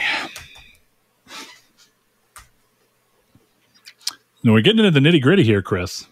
We are. Yeah. All right. Let's see. I'm going to go with the Ministry of Foreign Affairs. Ooh. And I'm going to be giving that to Commander Shepard. Excellent pick. That's not even... That's easy money, dude. Good work. All right, we're getting slim pickings here, Chris. These are slim pickings. I'm like kind of looking at my shelf here. Oh, I got it. Wait, did I pick this already? Fuck, I picked it already. That would have been so much better. Can I change an answer? Because it's so much better. No, Chris, you're stuck with what you said. Come on, it's so much better. Look, you can say it. We just can't actually change it. Can I punt on my turn to switch my answer? To give up an entire turn to switch an answer? Yes. I'll allow it. All right. I'm switching from my Minister of Tourism, from the Dictator, to Andrew Ryan, and giving up my turn for that. Okay, so you're changing the Ministry of Tourism to Andrew Ryan? Yes, I think that's perfect. Okay, Chris, I have to tell you, I'm feeling bad right now. This name both sounds familiar, and yet I'm not landing on anything. Oh, wait, no. Okay. Andrew It's Ryan, exactly what I thought it was. Yeah, it's exactly what I thought it was, but I was like, for some reason that feels wrong at first. I was like, I don't think that's who it is. It's exactly who it is. I'm with you. That's cool. Okay, let me see. Well, this is rough at this particular point. So Chris took a penalty to swap his answer. It's a good change, though. It's a really good change. Yeah, I think it was way better. Way better for my country to make that trade. Okay, I'm almost wondering if I should have made the farmer the Ministry of Economy and Trade. It's not a bad answer there either. Oh, there's a better answer, but I can't give it to you. Okay, let me figure this out.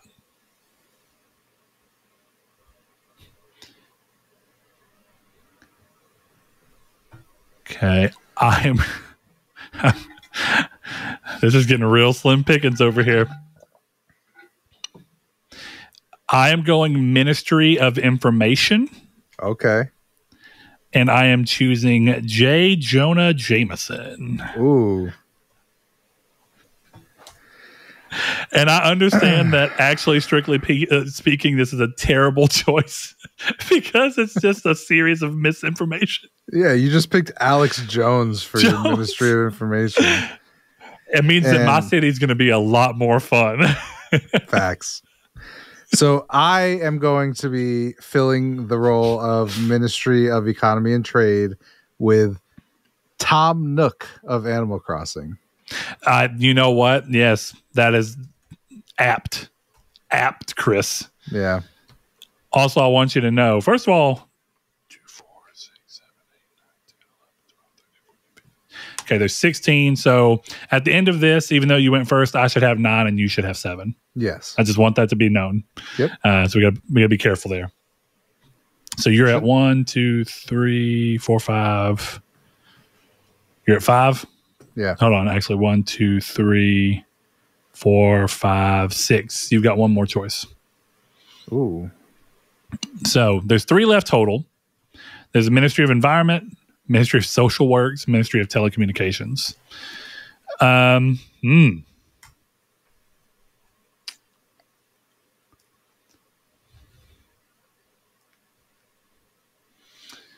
These are all kind of difficult in really odd ways because it's like these are very final choices. Mm-hmm. And I have multiple answers for a few of them, but it's like you never want to make sure that you want to make sure you're really dialing this in.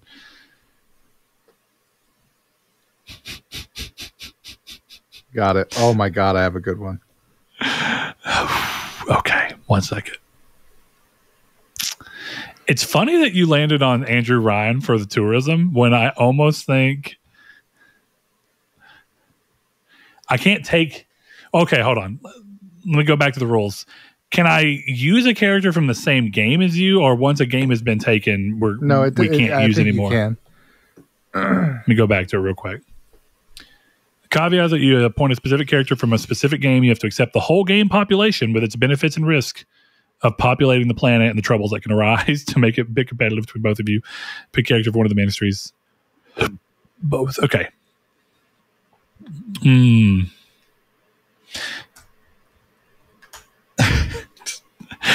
Here's the thing. I'm starting to take this sarcastically. I went into this so well with like choosing Parappa the Rapper as my culture guy because it's going to be wholesome, and then I put fucking J. Jonah Jameson as my information guy. I think that's a reasonable answer. All things through balance, right? Exactly. Here's the thing. I almost want man. I want to give good answers. I'm going to go back for just a second. I want to go because look, if we're taking in all the good and all the bad, it gets kind of wild here. If you're going to switch answers, bro, I'm not switching answers. We're going back. One of my early things that I thought is Ministry of the Environment could go to the Titans from God of War 3. But God of War 3's world is Gaia specifically is a piece of shit, and she will do whatever it takes to do whatever she wants to happen. So I don't think that's the right call, which makes that really interesting. I'm going to go with my Ministry of Environment going to Freya. Oh. From God of War. Because here's the thing, she's a bad bitch. And the Norse world of God of War is also full of crazy shit. But Freya is one example of a character who could have gone a very different way and still very much cares about nature and the things around her. True. So I think it's a solid answer. I don't want to spoil too much about God of War for anyone who hasn't played either of the two recent ones. But I think it's a solid answer. So, Chris, we are down to your last pick. You get to choose between social works. Oh, no, sorry. There's 4. Okay, then I get. There's 3 left now total, rather. There's interior and municipalities, social works, and telecommunications. I'm going to take the Ministry of Telecommunications. Okay. Let me hear it. And I am going to be taking Preston Garvey of Fallout 4. He comes back full circle, baby.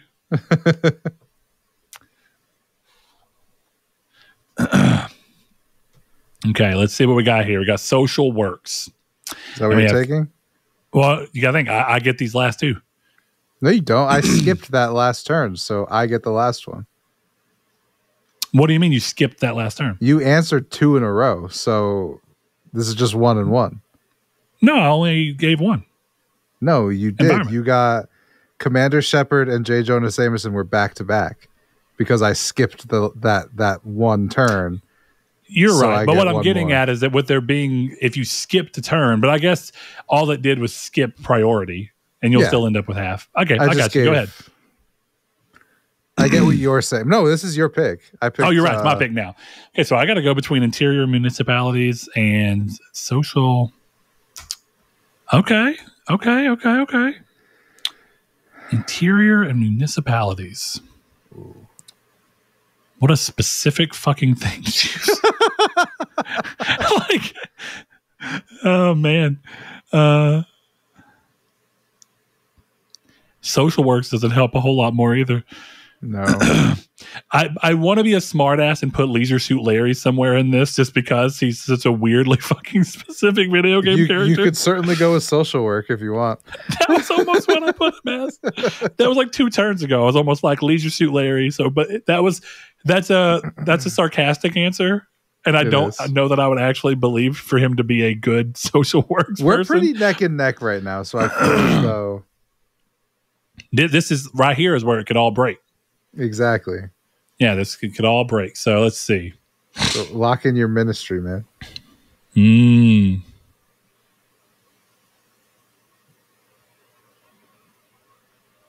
Interior and municipalities.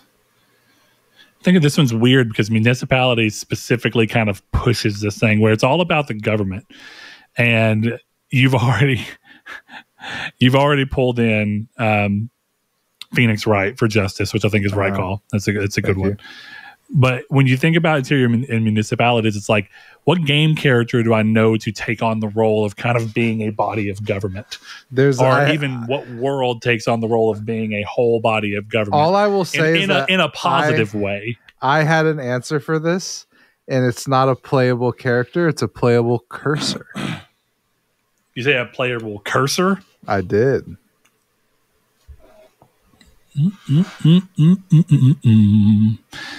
Okay, it is. I'm going with interior and municipalities, and I'm going with Vault Boy. Oh, good answer. From Fallout Shelter. There we have it. All right. Chris, I'm glad. You get to figure out how social works is going to go. That was easy. I have my answer already. I was hoping you picked municipalities. Hey, look, I'm happy with what I chose. So let's hear it. For social works, I am picking the only man to reunite the United States of America, Sam Porter Bridges. This is solid. This is solid. This is good work. Thank you. Thank you. Smart. Very smart. Appreciate that. All right. Here's the thing. Look, we can go through this, and I feel like a lot of our choices inherently make sense. So here's the thing. Which country would fare better in the real world? We can fight all day over who we think that is, but I think this might be a moment where we need Jehudi to hear our answers out and come back and tell us, or this can be the community's take. Did you write them down? Because if not, we got to read out your country. I have them all. My country. All right, go. Yeah, I have them all. So for my country, Apparently, I have no national defense. Nope. That's good but to I know. have a dictatorship in there, so I'm good. Yeah, you're doing great. So I have a Ministry of Culture headed up by Parappa the Rapper. Yep. I have a Ministry of Environment headed up by Freya from God of War, 2018 and onward. I have the Monopoly Man spearheading our Ministry of Finance. I have Commander Shepard spearheading our Foreign Affairs. That's so which good. should help. Which should help for the fact that I don't have a national defense system. Maybe. My Ministry of Information is a poorly voted in J. Jonah Jameson. My Interior and Municipalities is handled by Vault Boy from That's good. Fallout Shelter. Unfortunately, I have no justice system, but I'm hoping my culture system set in place by Parappa the Rapper leads to a world of people who are just generally more caring. So maybe that's okay, because my next thing here is my agriculture, which is being headed by the farmer from Stardew Valley. I think that's and then I round my list off with my public works and transport being the Little Big Planet player character, allowing all citizens to freely and easily travel from every part of the city by being able to unzip the world, go through a portal, and then rezip. That's pretty good. It's pretty good. So there you go. That's my country. Vote for Brett 2024. Well, let's not sack the vote here. How about you read off your competition's country? Okay, well, Chris, do you want to read yours off since I actually read mine off, or do you want me to take over and because there's a chance I could do a slur campaign. Yeah, I could do a smear campaign on this. No, you can go because we need to see you as an impartial host, and you're fair. You're fair. Yeah, I'll leave the color commentary at the door. No. You had you had positive color commentary for yourself, so you need to have positive color commentary for my country. Okay. Okay, so Chris's Ministry of National Defense is spearheaded by General Raddick. Now, I know you're thinking this is a man who got killed by a couple of soldiers, even though he was a general. But here's the thing. The Helghast did fight for years and years and years with lower numbers and many health problems on a planet that they were forsaken to. And even though they lost the war, they won many a battle. So there we go. Chris's National Defense has got something going for it. I'm being dead honest. Chris knocked it out of the park with education and higher education being handled by Miss Frizzle. And what is that? That's a booty hole. That's what's happening. That's what's happening here. Miss Frizzle's taking all people, young, small, tall, all things, shrinking them down to go inside of people's bodies so they can learn more. Yep, we get an anatomy. If you've seen the season 3 opening of The Boys, you know what Miss Frizzle's capable of.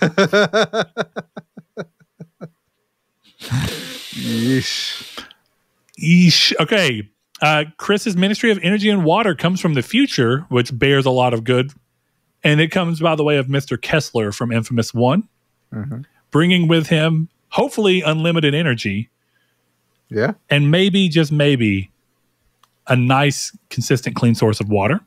Yeah, exactly. Now, Chris is lacking a few areas. He has no environment protection. He has no finance. He has no foreign affairs. He has no information, and he has no interior municipalities. But what he lacks in those areas, that this man comes hot to the press with a justice figure so strong that you can't help but think he's right. Phoenix Wright. That's pretty good. Now, Chris skips out on agriculture, but makes up for it with a hell of economy and trade. So he gets all of his agriculture by making sure he's got a steady economy with a good trade system to where he can trade his goods and bring in the agriculture that he so severely lacks of his own makings. Smart move, Chris. Yep. I think that makes sense. We follow that up. Or sorry, Tom Nook is the person who's spearheading that. So I think we're in good thing. And arguably that means that other people can come visit Chris's island and give in to the, they can choose to give in and, partake in the economy and trade system. Toll. That's right. You got to pay the bell toll. Chris has got just a few left. He's got social works being handled by Sam Porter Bridges. So if you wondered who's going to run the mail, he's got it. Easy, and if he dies on the way there, guess what? He's coming right back, buddy. He'll pick that shit up. Might be damaged, but canonically speaking, Yeah. Though that does imply, I just want to throw this out there, Chris. Feel free to poke any holes you want in mine because there's plenty of opportunity, I'm sure. But in thinking about the fact that he said this brings all of the characters and all of the troubles and benefits of that world, that does mean that your world is dealing with time dilation rain. That's okay. I've got Kessler there to figure that out. He's dealing with the water. He's like, listen, I'm catching the water. He's the couple that turned the water into beer in the first game, you know, where they were taking the water to grow the hops quicker so they could make beer. Yeah, that's fair. We got it. All right. Chris rounds his off with a telecommunication spearheaded by Preston Garvey from Fallout 4. And lastly, his Ministry of Tourism, Andrew Ryan. Yep. It's a good pick. Brett, can I add one wrinkle to this? Add a wrinkle. Let's go. We are Americans. This is an American podcast. So we each need a president to run our country. We do need a president. Ooh, that's a tough one. Mm-hmm. That's a very tough one. Yeah. Okay. Let's dig deep into the world of gaming characters. Who's a good president? And a good, serious president. Because, you know, with all the problems that we're facing from some of the choices we made. Yeah. With some of the problems that we're facing from some of the choices we made, we need someone who can kind of unify and tie these things together. So let's see. If I wanted a video game character who just felt like the guy to pull it all together and make it all work, who would I choose? Chris, do you have an answer for this? I believe I do, yeah. You go ahead. You got first dibs in the game. I'll give you first dibs here. I will be taking President Michael Wilson of Metal Wolf Chaos. Okay. Do I know what this is? You never see it? It's a From Software game. Oh yeah, it's like the early Armored Core thing. Yeah, I think we've talked about this. It was an Xbox game. Yep, it's now on PS5. Yeah, we have talked about this. Okay, all right. Hear me out. I'm going with the President of the United States as he is portrayed in Sonic Adventure 2 when Sonic jumps on the car. That's good. I like that. I'm changing my answer, actually. Is it Death Stranding? It's not Death Stranding. Or is it the new president from Cyberpunk? It is not, as I didn't play that. That's actually not a bad answer. Not a bad answer. Oh, who you got? My answer would be Rufus Shinra. Is the president of my country. The founder of the new world, huh? Yeah. He can deal with the time dilation rain. You think so? He'll find a way to turn it into energy? Would Daffy Duck be a good pick here? He is the most powerful mage in Square Enix lore. What, Donald Duck? You said that's Daffy. What I bet. It's a Looney Tunes. Yes, Donald Duck, sorry. You are correct. But does raw power equal presidency? I mean, drones are pretty raw power, and Obama did pretty well for himself. Tell you what, Chris, if we're changing answers, I gave you one free one, so I'm going to change mine. Mine wasn't very serious to begin with. I'm going to go with Master Yen Sid from Kingdom Hearts. Okay. I like that. So here you are. If that's your answer, yeah, Rufus Shinra. Rufus Shinra is working with Tom Nook on a regular basis. He's got meetings with a fucking raccoon. It's like, oh, Lord. That's great. All right. So final closing argument here. A vote for Brett is a vote for the best. Chris, what do you want your slogan to be? Is a man not entitled to the mako of his own brow?